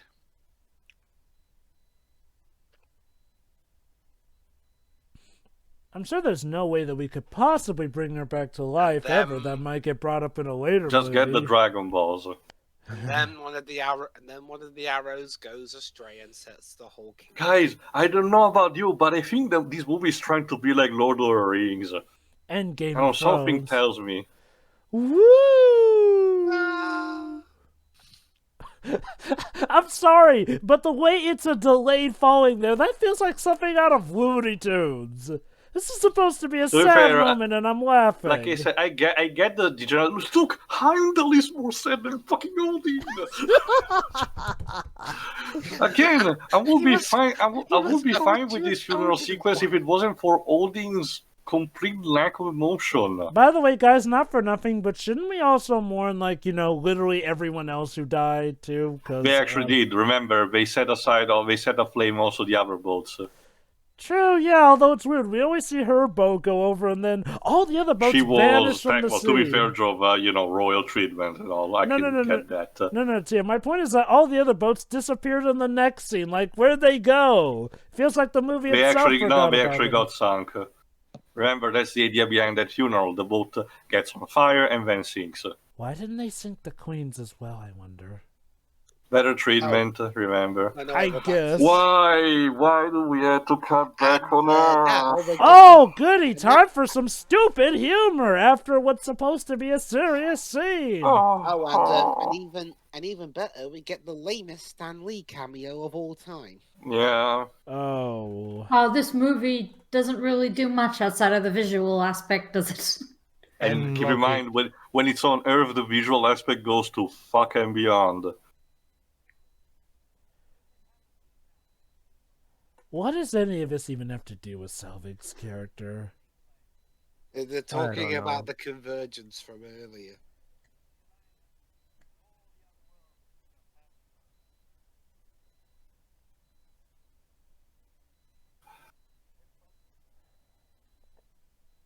Stan, get back to your game. No, you can't. Sorry, Stan. Yeah, that's the saddest. That was a scene. That was very necessary as a scene. You have fucking Stanley and you waste him for that. Look, even Stanley's cameo in Iron Man 2 was better than this. I mean, hell. Honestly, Jova, Stanley's cameo in Hulk 2003 was better than this. Hell, yeah, considering the previous year. Oh shit. I mean, considering the previous year, we had his cameo in the first Amazing Spider-Man. Okay. I may not really like the Amazing Spider-Man duology, but I won't deny his cameo in Amazing Spider-Man 1 was one of his best. I think there you go. This is literally all your fault, woman. I used to be. Remember, I used to be the Punisher, but my film sucked. No, again though, that's the thing. Thor's mother dying is technically Jane's fault. Oh my god, Zachary Levi as, Fandral kinda looks a bit like Eugene. Yes. Just with blonde hair instead of black. And with no Yeah, he actually has a beard and small goatee, but he's still blonde. Yeah. Remember, Fandral is supposed to be the Musketeer stereotype.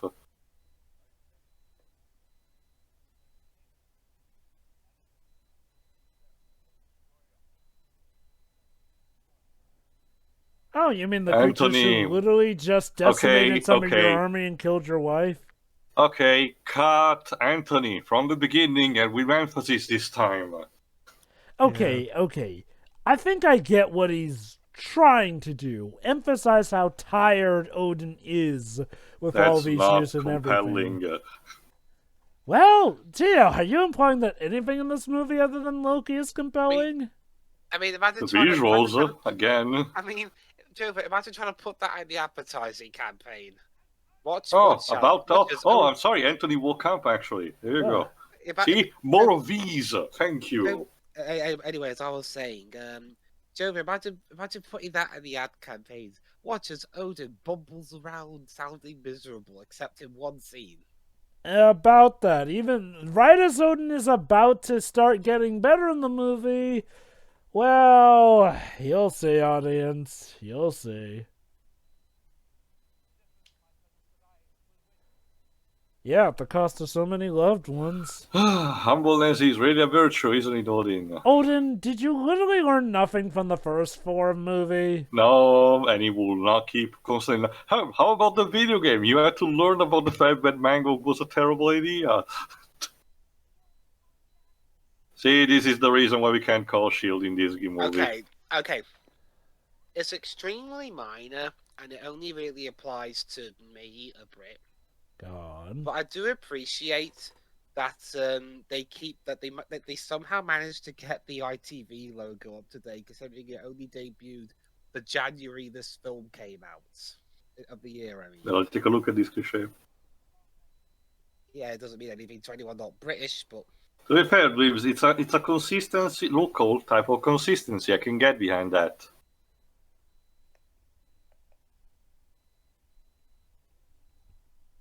Yeah, let's freeze frame that. Why not? Although to be honest, though, the type of shit Selvig's putting on camera, they probably put that on ITV2 as like the blueprint, as like you've been framed or something. Oh, guys, stop me if you heard this plot before. The Bifrost is closed, not to be used. Once again, Heimdall doesn't have to do his job. But not only that, this is where the movie literally starts stealing from the first Thor movie. Because like the first Thor movie, Thor and company are going to use the Bifrost against Odin's wishes and go out sneaky and also like in the video game.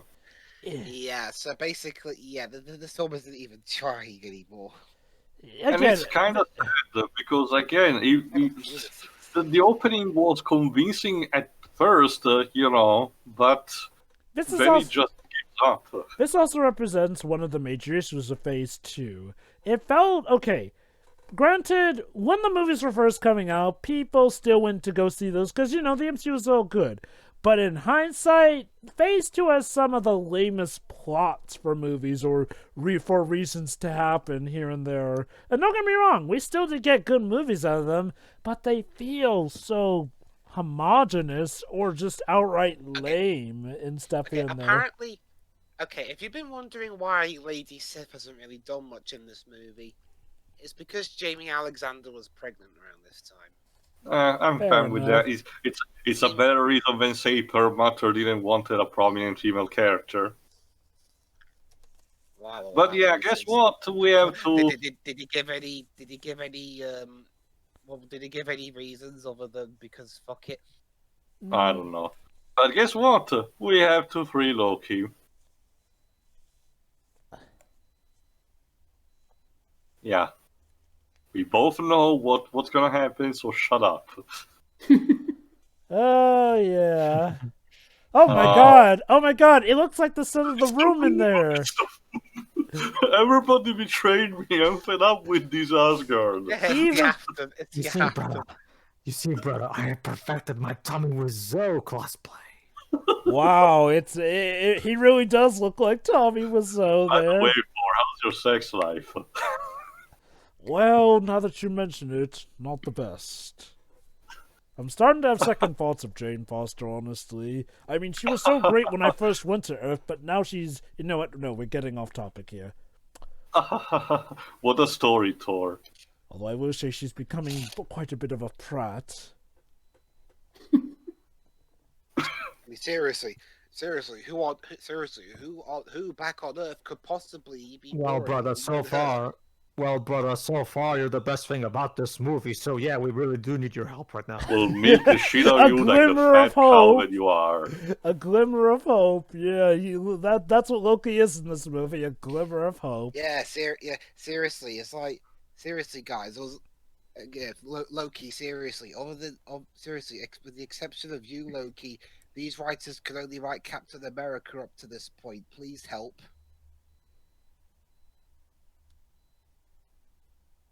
In fact, speaking of Captain America... Yeah, I love this one.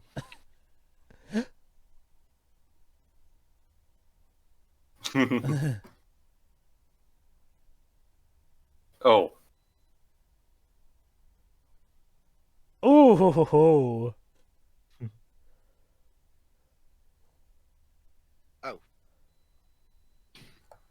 Oh! You know, Loki, congrats. You just spawned thousands of fan fictions about that.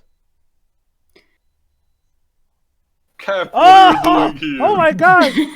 yeah. Basically, it's like Chris and Steven realized, oh shit, we can only write Captain America well at this point. So let's bring him in for a bit.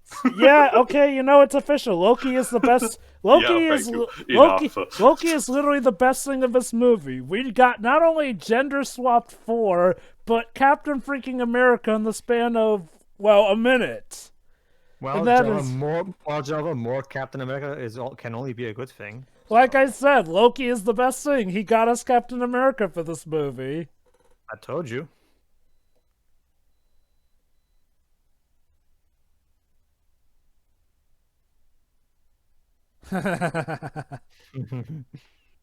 But that is also another good thing, by the way. The chemistry between Chris Hemsworth and Tom Hiddleston is still strong, despite everything. And I'll admit, I do like this bit where they're pretty much planning the breakout like a heist movie, so... Yeah. Their chemistry is also gonna play a big part in, for Ragnarok in particular. Also, Sif, I look forward to you showing up in Agents of S.H.I.E.L.D. Okay. Now, unlike Thor, he does deserve the slap. Better, Jane. And I love this reaction. I like her.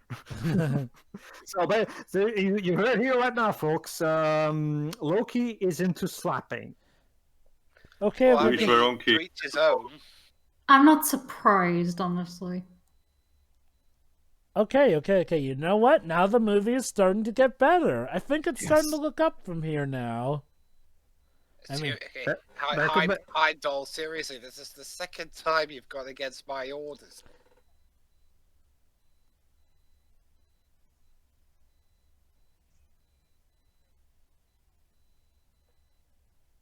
You don't get in line.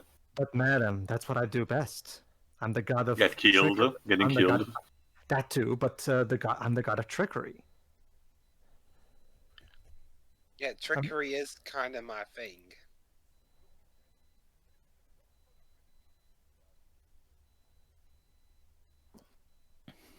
Say what? Oh, snap. It's a shame the friends can't come along, but alas. I'm sure that they'll get a much more prominent role in the third Thor movie. Didn't we just do this scene? 2 times already. Yeah, but now this time we get it with Ray Stevens. Rule of 3, Dibs.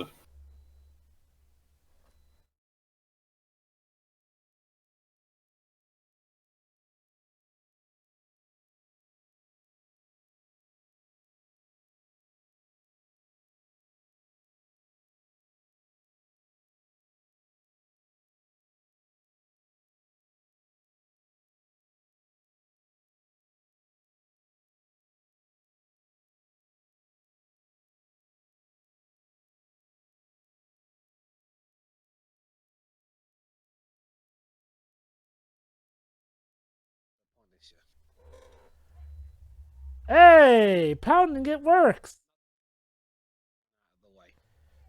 The Dark Elves, Basically, ladies and gentlemen. They made ships that literally work by pounding on them.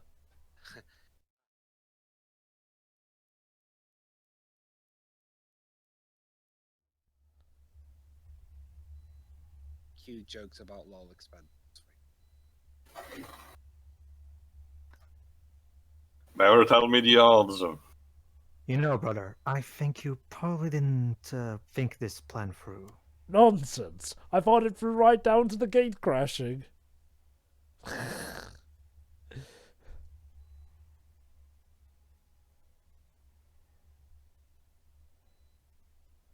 You know, I just realized a lot of these bits were literally done better in Black Panther the more I think about it.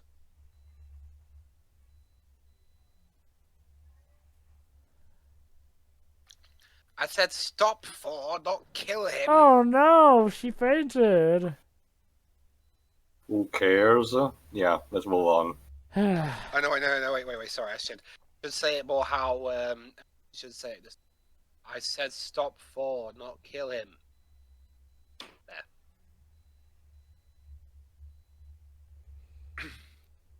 They're Be shooting more to accurate kill. to the quote-unquote spirit.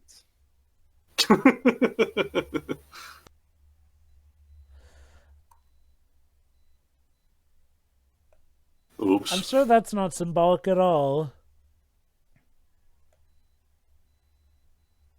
Oh, what's the symbolism? This was Also, 1 year. also, This was 1 year after Disney had bought Star Wars, by the way. Also, the design of the airship makes absolutely no sense. One of the wings is longer than the other. Basic aerodynamics will tell you that this ship should not even be able to properly maneuver. I'm trying to remember we are if in it... a world of magic and shit. Not just that, a lot of sci-fi spaceships tend to have that asymmetrical type of design.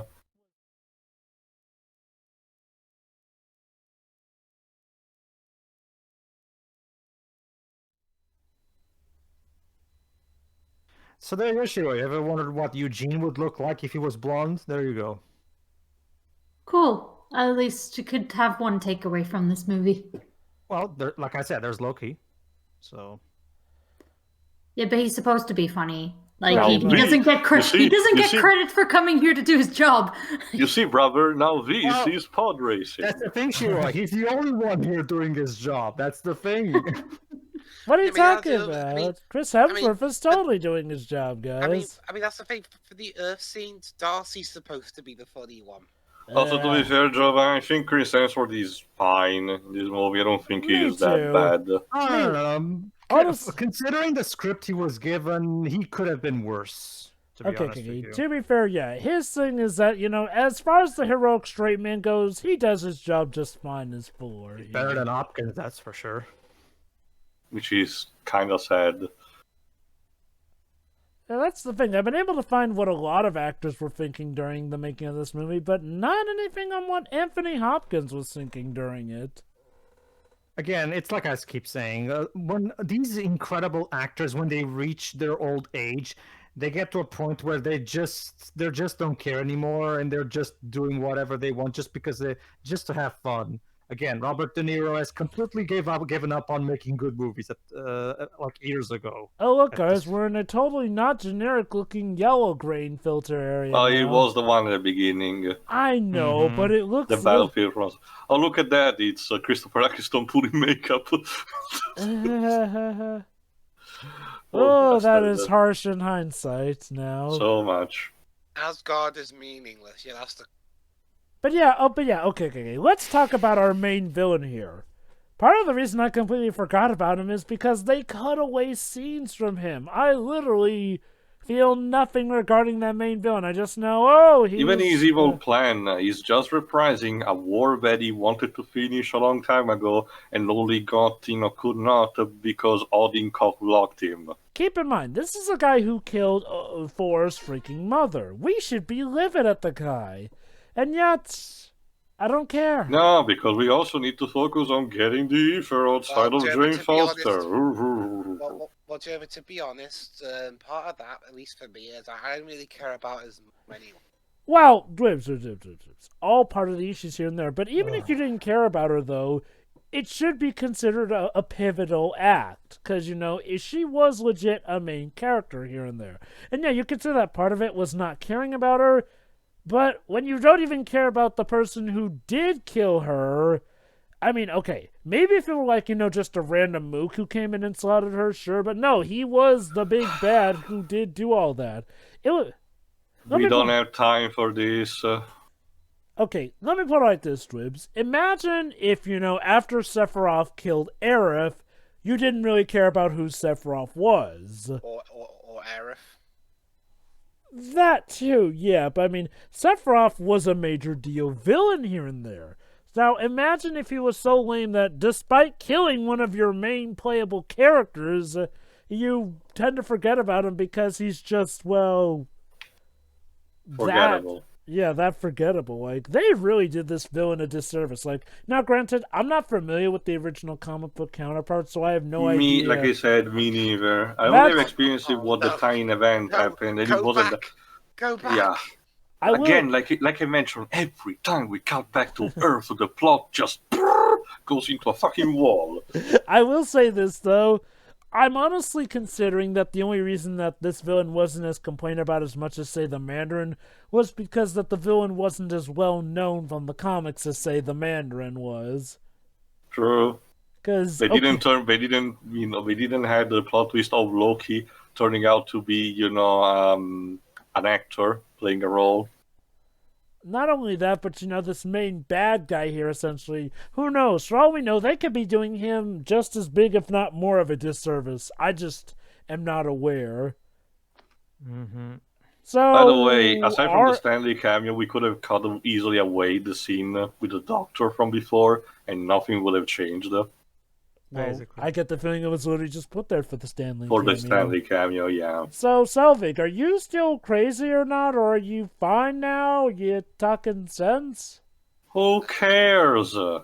Seriously. Apparently he's supposed to be the comic relief. I'm sorry, I thought... The Three Warriors were supposed to be the comic relief. I'm sorry, but Dwibs, I thought you told me that Darcy was supposed to be the comic relief. Okay, here's another problem with the movie. The movie... I can't believe I'm saying this, but the movie tries to take the Michael Bay approach to comedy. Make almost everyone the comic relief. Yep. And put most of it in one person, and not only is she terribly unfunny, the rest of the comic relief, except for maybe one other guy, isn't funny. Yes. Yeah. I actually legitimately compared a movie, I literally compared an MCU movie to Michael Bay. Let me here, Till. Let me help you with your point to Jova. Jova, nobody cares. Nobody cares. So we should be watching the Sonic movie instead. Exactly. But anyway, it's like I said, this movie literally encapsulates the worst aspects of the MCU dialed up to 11 all here. And okay, I get it, mystical in nature, but this scene this particular area in general just bores the heck out of me. Yeah, the boring villain. Welcome to Svartalfheim, Farm, Jane Foster. It's a good thing that the atmosphere is breathable for you. Yeah, I mean, lucky. it's pretty much what Jova said. The boring villains, the the lackluster plots, which gets interrupted by terrible comedy. Not only that, the plot threads that go nowhere or really only serve like one giant purpose and everything here and there. The music is too minimalistic in this case for me to actually be invested in that either. Again, it's pretty clear that they wanted to.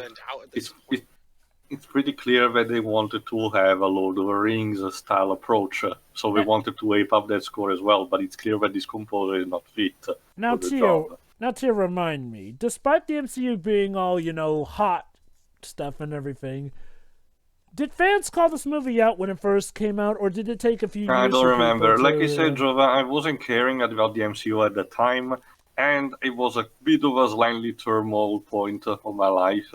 So I honestly can't remember for the life of me how was this movie received at the first. Pedro, Dwibs?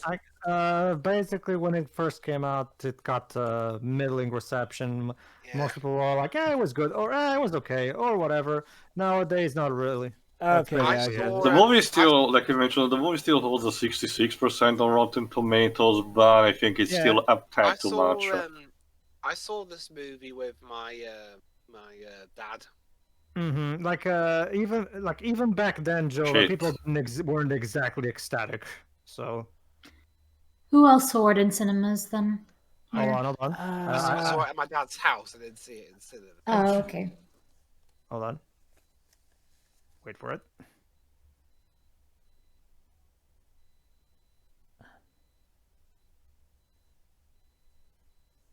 No.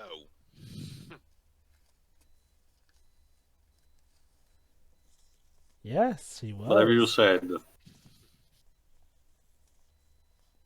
Wait, how do I know this isn't another trick? Well, to be fair, he doesn't know Loki that much, so... Yeah, he doesn't know that Loki's the god of trickery. You could say, Malekith, that this is fantastic.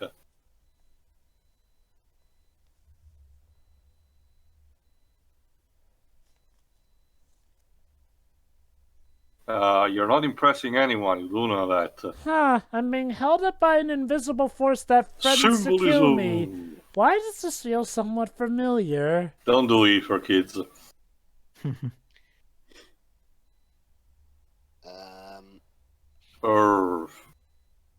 Oh no.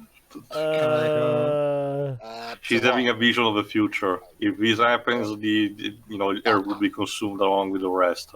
I thought for a second there, I thought that was Galactus'. I actually wonder how would Thanos would have, managed to get the stone if he actually went through here. Come to think of it, if the Aether had stayed in, Jane Foster, what would Thanos have done about that? No, we've seen in Endgame the fact that he's still searching for the stone, remember? We go through that timeline, but he was not actively searching for the Aether at that point. So, surprise, it was once again an illusion. Tomfoolery. Basically, to extract the Aether, there you go. And I guess he blew up the Aether. Sure. Of it. Really? Totally believe in that. It was that simple to do. We just needed the Dark Elves to extract. So, movie's over, right? No, we got a bit to go. Yeah. I asked you before, Shira. I'm pretty much sure it's over, but how was the coffee? It was good. For when it lasted. I mean, I haven't ditched you guys, so that's a good sign, I guess. Your effort is appreciated. Watch the Dog Suit episode from Red Dwarf in a loop. Well, cried. Injected into my veins. You're really dumb. Okay, so I know the question. So now Malekith is empowered by the Aether. So now is he gonna be a compelling villain, that you should fear about, right? Yeah. That's, okay, he literally could have won right there and then if he just used his reality powers on them. But nope, he just chooses to walk away because I guess they're not worth his time or something.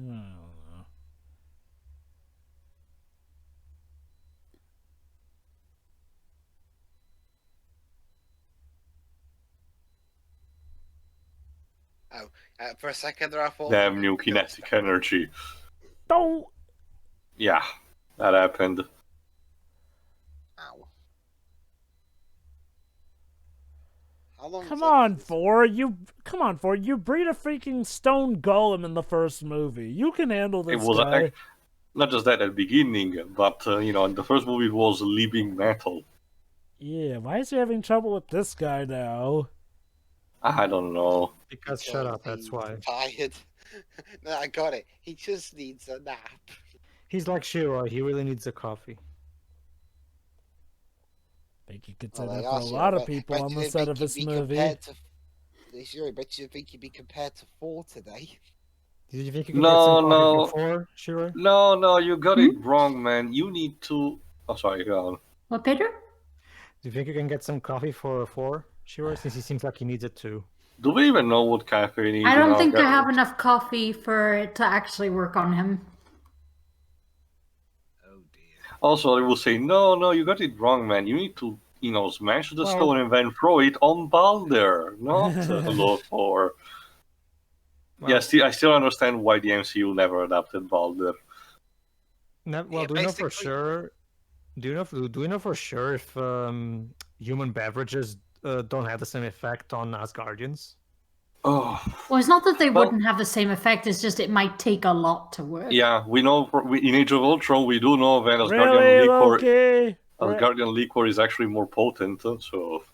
Okay. Well, I get that, but... Okay, really, Loki? You didn't see that obviously coming? Oh, shit.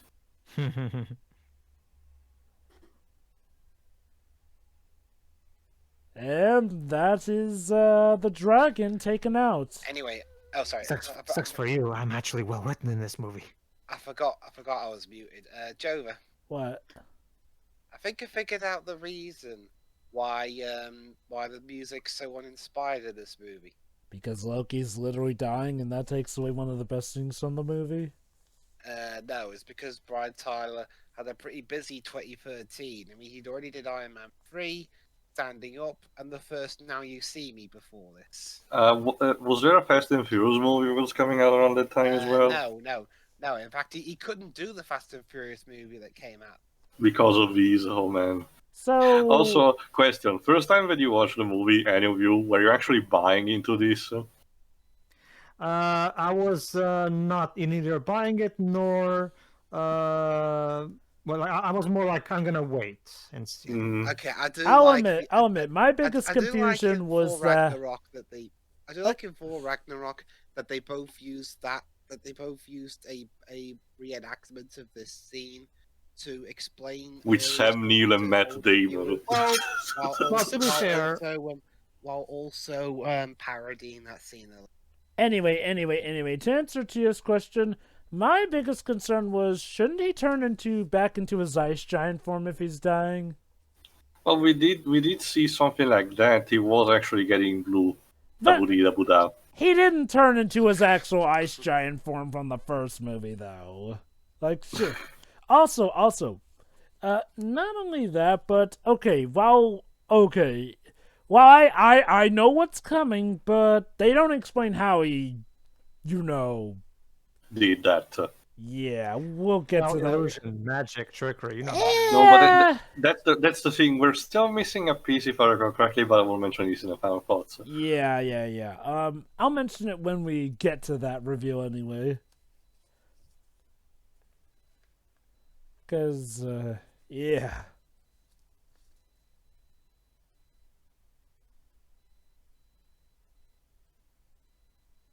Yeah, we're trapped in this movie. And now Loki is dead. We're kind of in a tight spot. Sure, he's dead. Oh, hey, Richard. It's Chris O'Dowd, guys. I will say this too. AKA Chris. Yeah, Chris. Wait, I was in this movie. O'Dowd. Yeah. Yes, Pedro. I will say this too.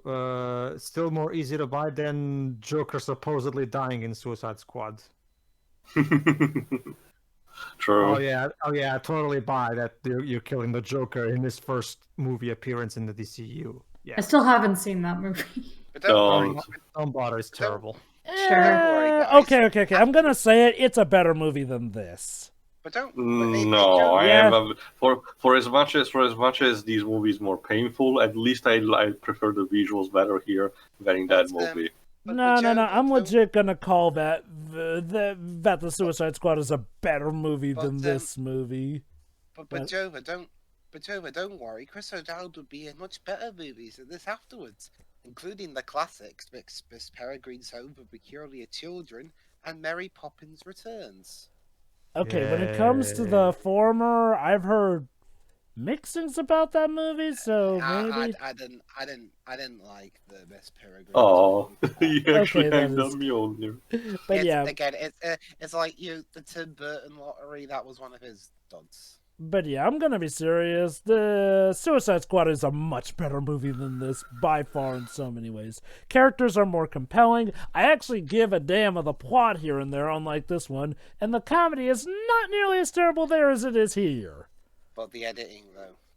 Yeah, sure. The editing. That's like... Oh, trust me. Also the visuals and the music. I'll take the visuals and... Okay, yes, I know that when the visuals in this movie are good, they're good, but... Then, Tio, there are the visuals that are just dull To be fair, boring. Jova, aside from Earth, the visuals have been pretty much fine for most of the movie, and as much as there's still prot halting, screeching, they're still contained. I'm sorry, Tio. Like I said, some of the visuals in this movie can be freaking dull. Especially that piss-stained world. As opposed to generic City by Night. Hey guys, I wonder what that green glow was for earlier. Also, yeah, the characters seem to give a damn of the plot, whereas pretty much 80% of the characters in this movie don't. And then there are those who do seem to care, but they're just awful, like Darcy or Selvig. For a second, I thought I was going to say, we found a body, sir. Yours. Well, it's closer to that. If you've been attention before, you are connecting the pieces together. Did they just do the scene where Thor hangs his hammer on a... Yes, they did. Yeah, okay. I'm sorry. That's one of the most dumbest jokes ever. Yeah, honestly, I'm fine with that one. Honestly, it would have been better if he did that, but the hammer actually, fell onto the ground, breaking the thing. Would have made more sense.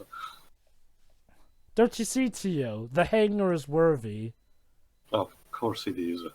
I never heard of a hammer hang. Would that be the weirdest thing in this movie? Honestly.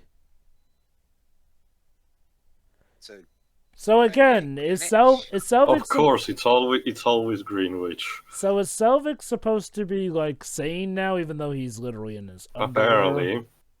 Apparently. And now it's turned into every single generic sci-fi plot. And he did it in his underwear because it's funny. I already mentioned the underwear thing to Ibs. Well, that's just fine. Joe, considering the style of humor in this movie, I'm surprised you didn't just have him fold it around because is it funny yet? Is it? I'll just do this and then it'll be funny. Are you feeling at Mr. Thor? But hey, Dwibs, Dwibs, look at the bright side. The climax takes place in your country. Yes, but Jova, it's not a very good climax. But it's your country. It's representation for you blokes. That doesn't mean we have to care. Jova, there have been better London-filmed climaxes in movies. Also, what is S.H.I.E.L.D. doing in regards to this? Nothing.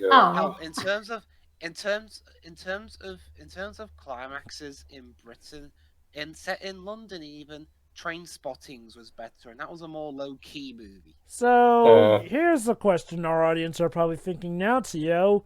Why Earth, and why this particular location, which just so happens to be the location that Thor is in? It's a thing that both Marvel and DC share, the fact that Earth is so special for everything. Okay. So what's the plot's excuse for this? Again, it has been a convergence point for the Nine Realms. Remember, Malekith has to act his plan where the Nine Realms are aligned, because of course. Thank goodness it's on Earth.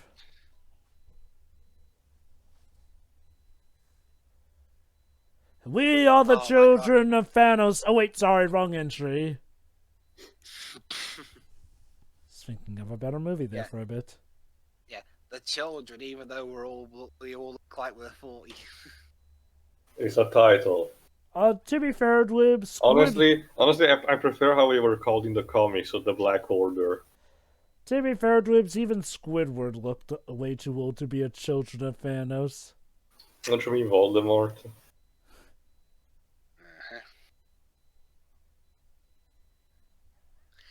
It doesn't even sound like Eccleston half the time. That's because as soon as he got the fur, we put a filter on him. And let's talk about the real issue with this movie here, which is sort of a recurring issue for the MCU here. For something that's supposed to be essentially the Reality Stone, it is nerfed, and I get it. I do get it. You would probably need to nerf the Reality Stone. However, to be fair, Java, Thanos showcased in Infinity War how game-breaking it can be if used properly. Well, like I said to you, the Reality Stone should have been, at the very least, the second to last stone gun, not the second one gun, but yeah, I mean... But that's the thing, Java, when you really get down to it, all of the stones are broken in some fashion. The closest that we get to a normal-sized one should be, you know, the Soul Stone. Tesseract. No, the Tesseract. The Soul Stone, essentially, we haven't seen the scope yet of the Soul Stone, but if you remember, it's something that can potentially store the essence of a person. Oh, true. Yeah, but to get the Soul Stone requires an immense sacrifice, whereas with the Again, that's the movie haven't shown probably the bigger scope of it, because I get the idea that there is more to it. And the Soul Stone purpose is also to help the caster survive, potentially one zap. But yeah, everything else is broken. The reality mind, time. You know what, Sonny? The Tesseract may actually be less overpowered than the comic book version. Basically... That's because it was supposed to be the cosmic... That again, what the MCU decided to do was to essentially abridge a bunch of artifacts that should be their own separate things into the actual Reality Stones. I can see why they did that, but I think some corners, particularly like the Cosmic Cube, should have not been cut. I do kind of agree that it is a shame that we'll never get to see the Cosmic Cube become an anime girl like it did in the comics. I was also more reference to the fact of the Eye of Agamotto being the Time Stone. But okay. I actually did like what they did do with the Cosmic Cube in the comics. A Secret Empire aside. Wait, hang on. Are you guys saying that at one point a living being was a Basically, Dwibs, the Cosmic Cube eventually develops into I meant in the movies. It's complicated. Basically, Dwibs, in the comics... It's because Doctor Who actually did a premise like that 30, 40 years before. Oh, no, not Washington. If you'll allow me to finish, Dwibs, regarding the Cosmic Cube, in the comics, the Cosmic Cube is not the Space Stone. It's actually its own thing. However, what does happen with it is that it develops into a human being of sorts here. One that Red Skull sort of manipulates here. He sort of manipulates her. Hello, nothing to see here. Again, yeah. Oh, jolly good. This is the big dramatic climactic fight scene of the movie. Where characters are shifting through different realities and still not working properly. And they're face planting on the Gherkin Tower because... Lol.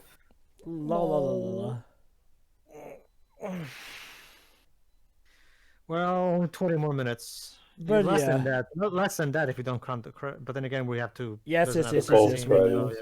But, remember, we do have to wait till the end of these. But yeah, basically, believe it or not, when it comes to the Cosmic Cube in the comics is sort of the reason we got the Hail Hydra meme. Why? Because essentially, the girl who the Cosmic Cube is got convinced by Red Skull to essentially make Captain America a Nazi. Except not really, but that's something I'll probably talk more about. Someone at Marvel thought it was a good idea to make a story about an alternate universe version of Captain America who is a Nazi. Well, not even... That's the thing. It technically isn't an alternate universe alternate version. timeline, fine. it's very complicated because as far as we knew, up until like near the end of Secret Empire, that was Steve, and it technically For was communication. Steve. But Typical of Marvel. But don't you see, Theo?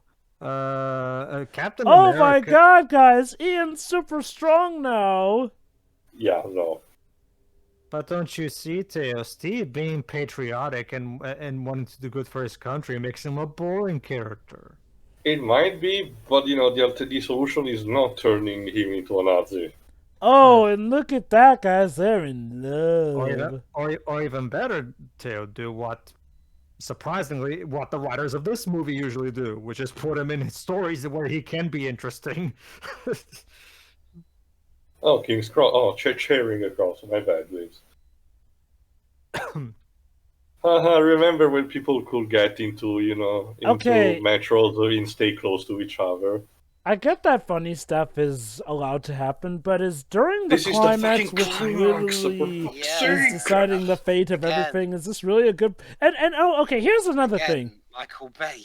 Here's a question, Dwibs. Is the alert system in the UK not that great? Because you'd think that the whole city would be advised to evacuate, but no, there are a lot of people still going about their daily business despite, that showing up in the sky. Usually... sometimes our people can be a bit oblivious. Okay, not to everything, obviously, but there are a few things that people just be like, eh. I forgot if I asked these already, Dwibs, but does the UK have a bureau or an office a bit similar to the MI offices? MI6, yeah. No, I was about to answer. That's dedicated to combat the potential paranormal, phenomena. I don't know. Anyway, sure, you're about to say something regarding the fact that the UK seems to be relatively fine with this, all things considered? No, usually updates via Tannoy come in pretty quick for public transport, so I don't get it personally. Maybe it was a Sunday issue, right? People were slow working. Yeah, I guess. I mean, but that's the thing. Compare this to all the other climaxes. Usually when a big climax occurs, the public are usually well aware of it enough here. Again, this is something that could literally end the entire... Can we watch Moral Sacrifice instead? I guess that's the mentality that the UK citizens are having. It was a movie that was advertised on the bus just behind Jane. I don't know, but I don't know what he's about. I don't know either. I just think it kind of see that movie. Fair enough. Okay, Ford, did you really need to announce yourself there? To be fair, for all you know, you might find it even worse than this. If you haven't seen it, it's not his fault. Okay, I've checked. I can't find any information. Maybe it's just a made-up movie. Hey, Malekith, I've come to bargain. I mean, you've come to die. Well, okay, let me ask you this, Twips. Whoopsie! On that topic. Which would you say is more painful to watch, this or Sausage Party? Sausage Party. This. Okay.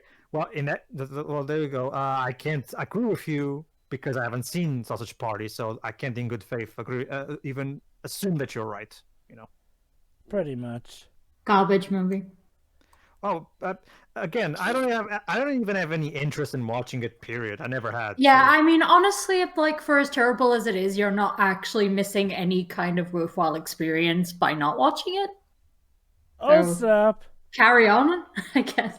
I love how you guys are just talking casually during the climax, and I, for the life of me, cannot blame you. The thing is, about the tone, it's like this movie has been plenty serious throughout, but it decides in the climax to be really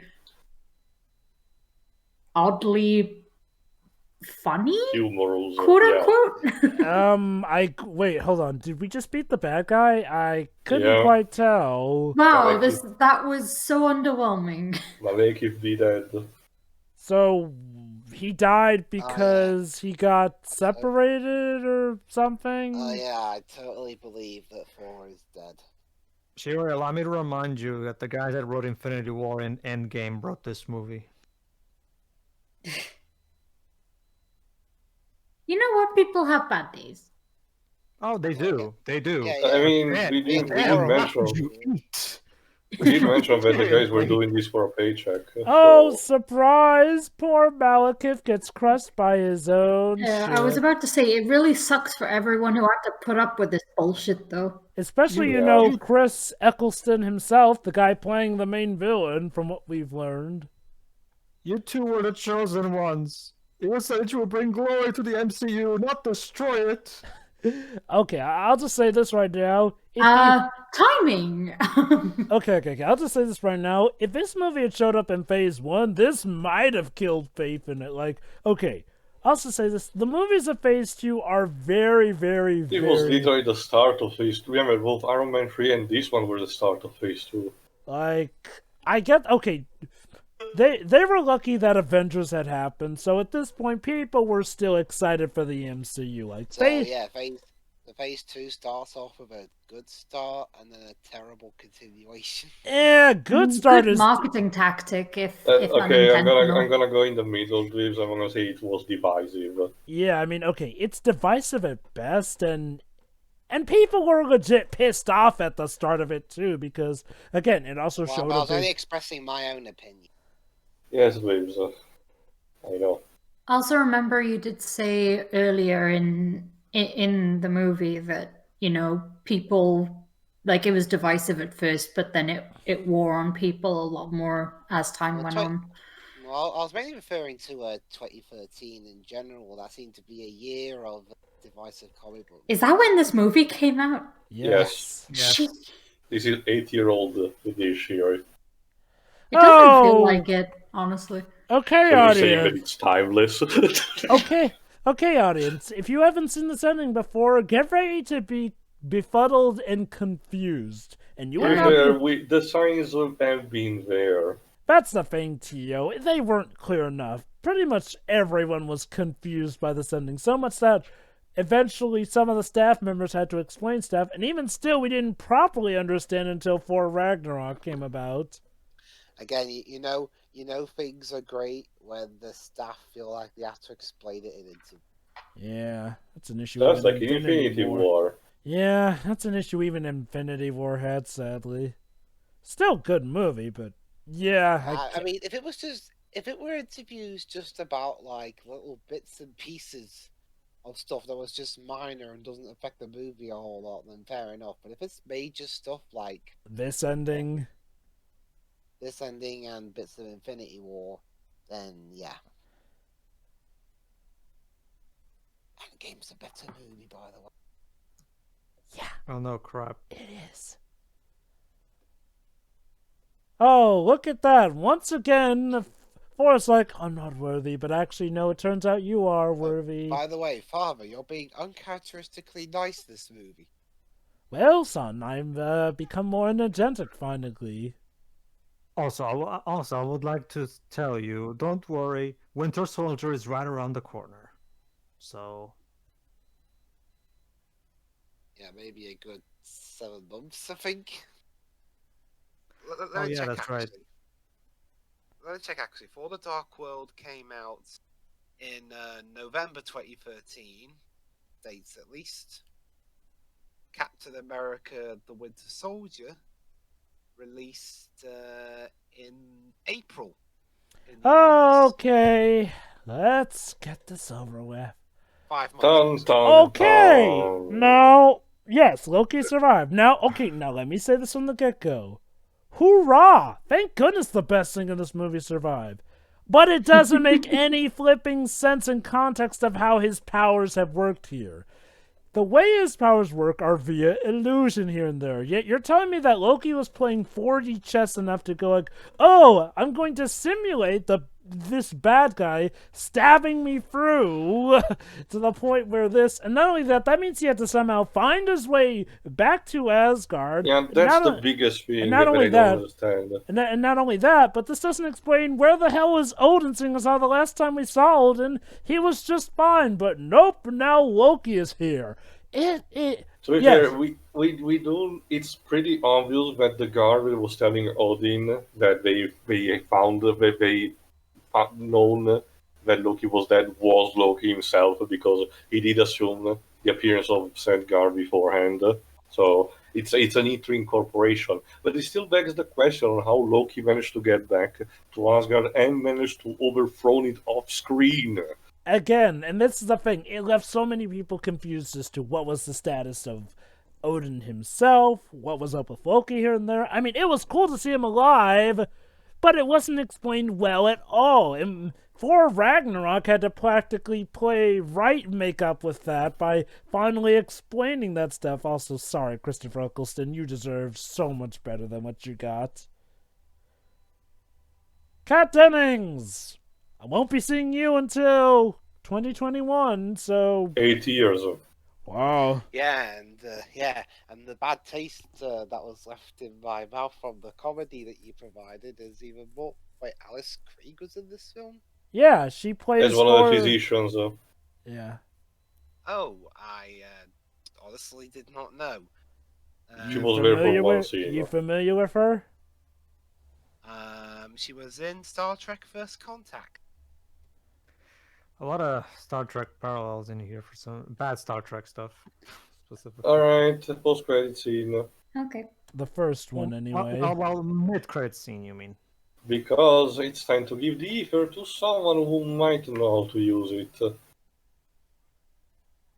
The Collector. So, yes. wow, Benicio del Toro's character from Snatch got really... We're gonna get back to him in Guardians of the Galaxy a couple of years later.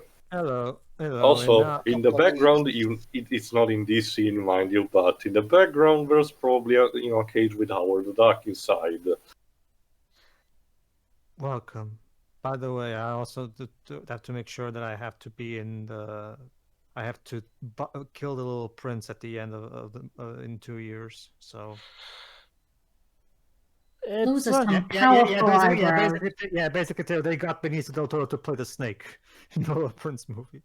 Oh. So. No, he actually does well, so... Huh. It's funny because... no, it won't be safe there because you also have the Power Stone, dickhead. He has a video game? Well, it's like in TMNT 2. It's one of those new 3D video games. Cool. Ooh. Is there a post-credit scene? Yes. Yes. Oh, this is a Marvel Studios movie, Lips. Of course there is. One down.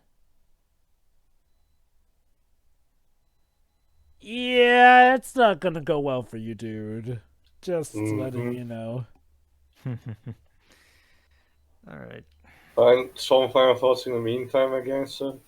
Sure. In memory of Don Payne, I'm sure he appreciates this. Where's that to be first, though, remember? Yeah, don't worry, I'll be quick. And don't worry, I know all the credit scene.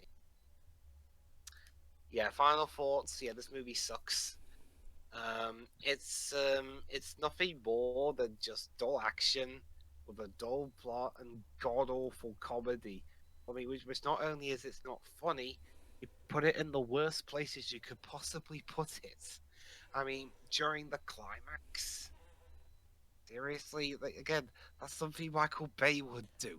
Okay, to be fair, having humor during the climax isn't inherently wrong. Even Iron Man had like that tiny little crack of humor where he literally bops on Obadiah's mech when it freezes in mid-space. That kind of humor works because it's injected into the action. It doesn't stop the scene for the humor, which unfortunately this movie does.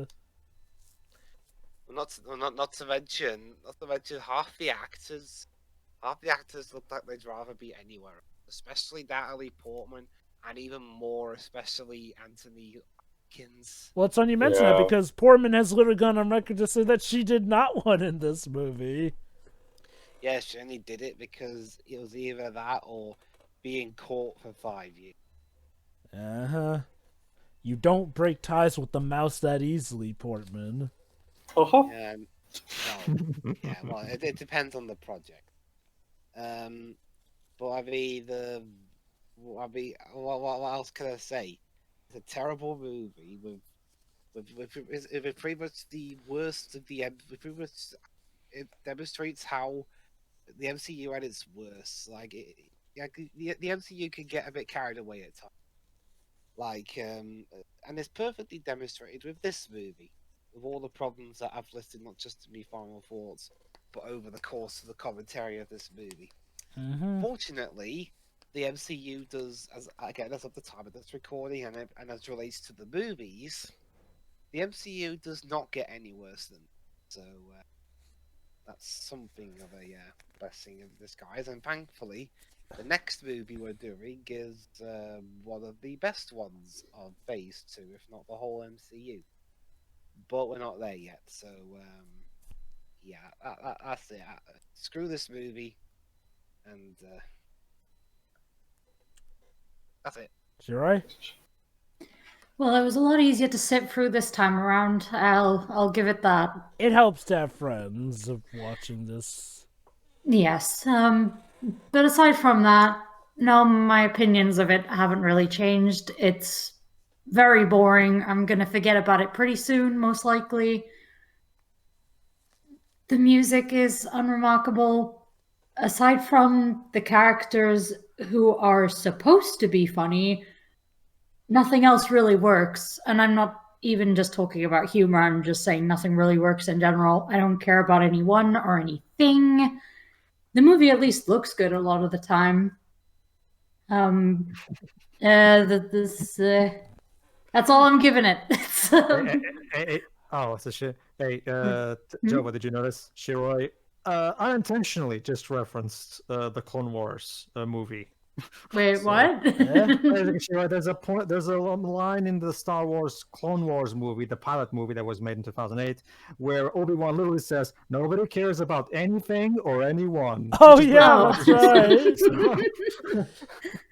Cute. Well, I've never even seen that, but no, that's right. I don't care about anyone or anything. So, at least the next movie, in terms of Thor stuff, anyway, is far better than this. So, yeah. And yes. I don't mean in the sense that the bar is that low. I mean the next movie is very, very good. So we have that to look forward to. It'll be a little bit yet, but yeah, we got this over with, and I'm thankful for that. Indeed. Who's next? Well, I think we're close at the end of the credits, I think. Yeah. It's Pawn just 5. What is Pawn 5? I think that's a British studio of sorts.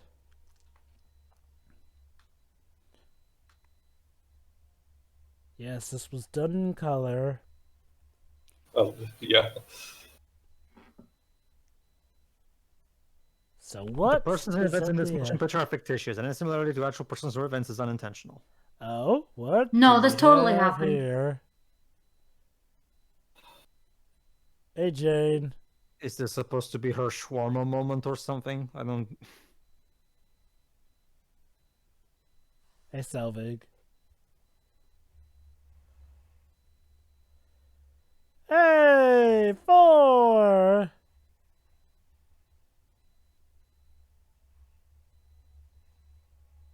Anytime now. There we go. Thor will return.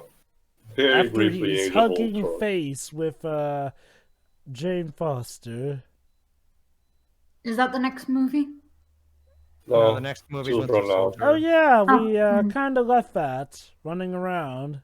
Yeah, this is never being resolved, by the way. Oh. There it is. That's it. Oh. We can go home now. I'm already home. Wait, 4 will return in a lackluster sequel. Go on, Pedro. You know what? Sorry. Go on. Your final thoughts. No. I misunderstood. I don't understand what Jova said. What? He cut out for me. You cut out for me. Oh, he said a lackluster sequel. Oh, you mean Ragnarok? Oh, no. Avengers 2. Oh, that. Yeah, sure. Yeah.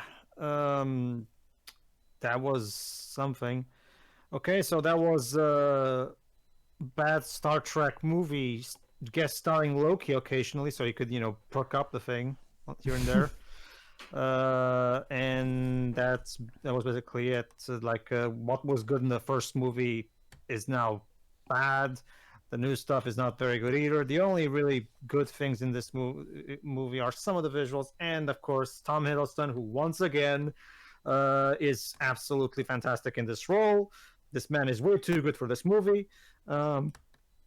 And yeah, I have to compliment him for, unlike Anthony Hopkins, actually bothering to, try his best with the script he was given. And he still was able to pull out some really good jokes. So yeah, kudos to you, Mr. Hiddleston. I look forward to seeing you in the Loki TV show on Disney+. So that should be fun. And everything else is just...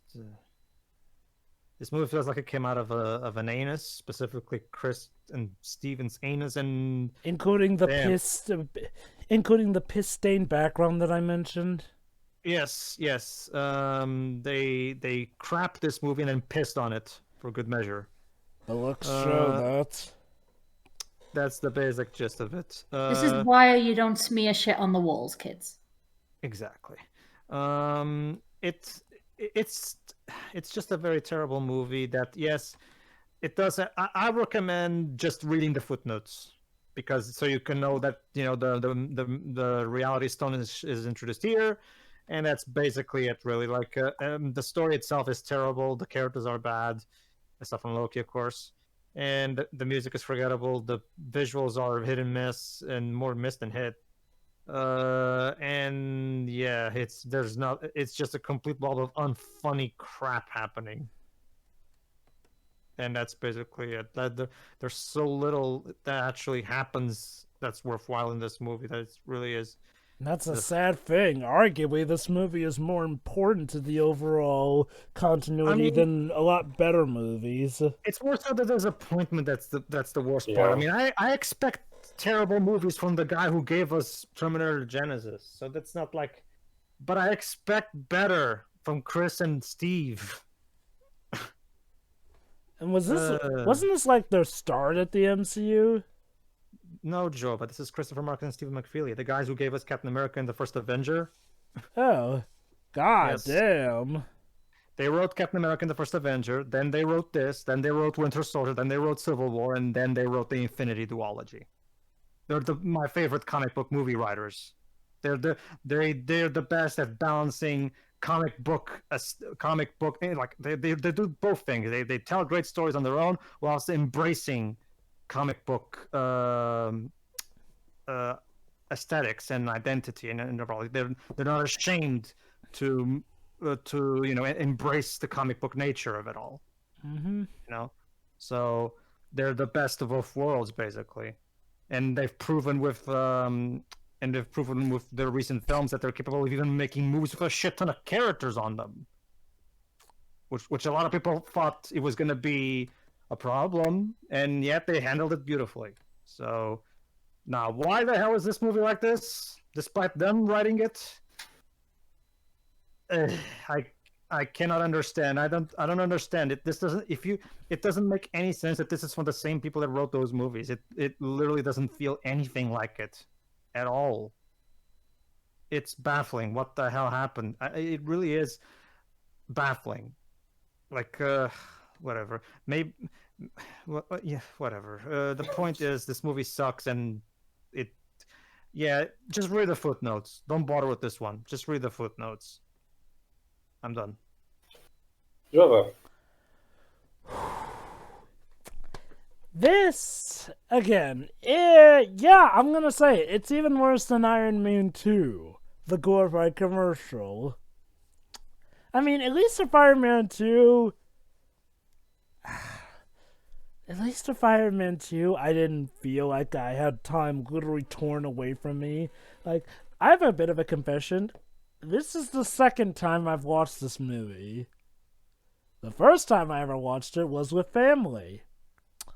Have never rewatched this one ever since. Like, even Iron Man 3 or Iron Man 2 I can say I've watched more than once, but this one is bad. And what's sad is that, yes, you arguably do need this more than some of the better ones of Phase 2. Because for as much as I like Captain America Winter Soldier, you technically don't have to watch that one to get the whole stuff going on with the stones here. Whereas this one, you do. God damn it. You still need to know how Bucky came back for that, though. They pretty much re-explained that in Infinity War and Black Panther and also Civil War itself as well. Hell, Civil War especially. Like, fair point, go on. But yeah, with this movie, it's... Again, like I said, I didn't remember the villain at all because the villain, everything surrounding the villain is so lame. His scenes are lame, his defeat is lame, his presence is lame, even all of his cutscenes. Oh, speaking of which, there's a list of deleted scenes here, and there were, of course, quite a bit involving Malekith here and there, some of which would have provided us with a lot more scene presence from him. Not only that, but I bet some of these deleted scenes would probably have helped with the foundation of the plot here and there.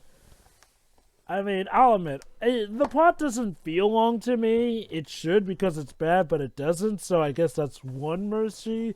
But Jesus. And that's the thing, there's a lot of pivotal stuff that happens in this movie, like the death of Thor's mother, or the replacing of Odin by Loki, but yet none of it really feels like it has the punch it needs, either because it's not executed well, or like I explained with the ending, not explained well, or explained at all. Christ almighty. Like, did anyone care while making this movie, aside from Tom Hiddleston and Chris Hemsworth? Because the art director, the guy with Pedro mentioned in the first 4, I guess. I guess, and that's the thing. Even I know that you really like the visuals, Tio, but again, a lot of the visuals that are good with Asgard, those are visuals we saw already in the first film. And with the newer locations, like I said, that one wreck place is a piss-stained generic background for me, and the other one is just darkness inherent, which is dull. Other than that, it's like, oh, we're back on Earth, which I don't mind, but, you know, kind of would have maybe liked to seen some of the more mystical elements of Thor, but whatever, we can totally have our climax on Earth, where it constantly gets interrupted with comedy here. Yeah. It's like I said, this movie really encapsulates all the problems that the MCU had, and some problems that even to this day they still have, but thankfully not as bad as back then. It has bathos, which is terribly fitted comedy put on top of dramatic scenes here and there. It has a very homogeneous plot here, which is bland at best, or just outright stealing aspects from other superhero movies in its own continuity at worst here and there. At best, I can say that this movie is actually required to get what's going on here. God help me. So, yeah, if you haven't seen this movie, you'll need to watch it at least once if you don't want to read footnotes off of it. The music is dull and well, okay, maybe not unfitting, it technically fits, but it is not memorable in the slightest. Granted, this was also kind of an issue with the MCU, save for some rare exceptions like the Avengers theme or Captain America First Avengers' score up to this point. But yeah, the score is just dull and unremarkable here. The characters, Jesus Christ, Jane Foster is a dick starting off here and there, where she's like, Thor has to explain himself despite the fact that he was saving the world and, you know, pretty much parts in the galaxy. And she is in there to say, well, as far as excuses, it's like, no. Jane, don't be that person. Just don't. Unfortunately, she is. And yet she's still better off than Darcy and Selvig are. Selvig, who has been resorted to a cartoon, and Darcy, who just has the stupid snarky humor and apparently this romance with her intern Ian. Poor guy who didn't even proper get billing in the credits, despite being a more prominent character than some of the other characters in this movie. Jesus. Oh boy. At best, this movie is a fun one to tear apart, and even still, I recommend doing it with a group, because And alcohol. Get alcohol. Suffering this movie alone is not good. Not good. It is definitely one of the worst superhero films I've seen. There are definitely those much worse than it, but it is bad. Like, very, very bad. And for as much as I made with the MCU, I can at least say in good confidence that they made sure nothing ever came out that was worse than this. Thank Christ for that. All right, Tio, give us your final thoughts. Sure. This is really the lowest point for the MCU. It's not as tragic for me as it might be, but it still is. And more than angry, I'm just saddened by this because I can see the potential behind this. And it's honestly, I argue it's easy to fix. Simply put, cut all the bullshit on Earth. Make it all about Asgard defending against the Dark Elves and fighting them. Re-rail that the stuff that would have been on Earth with Jane Foster and everything into expanding upon Malekith and potentially some of the other of the Nine Elves, and expand from there, have more fight scenes, have the characters involved and all, and for the love of fuck, have Anthony Hopkins actually emote, because seriously, the guy is better than this. I really don't know what happened here. Tom Hiddleston continues to be the best thing in this. Chris Hemsworth is fine, I can tell that. And even Natalie Portman, it's salvageable. She's not. I've seen worse things involving her. The Eccleston is completely wasted for the main villain, and his defeat is just pathetic. Especially not helped by the fact that they inject his comedy into the movie. It's every time we cut back to Earth, the plot just screeches completely. And by the way, if you are vaguely interested by the twist at the end with Loki taking over Asgard, you're gonna have to wait a couple of years technically in universe because it's gonna be reprising for Ragnarok, and it's probably not gonna be what you're expecting. So keep your expectations in check, if you're here fresh.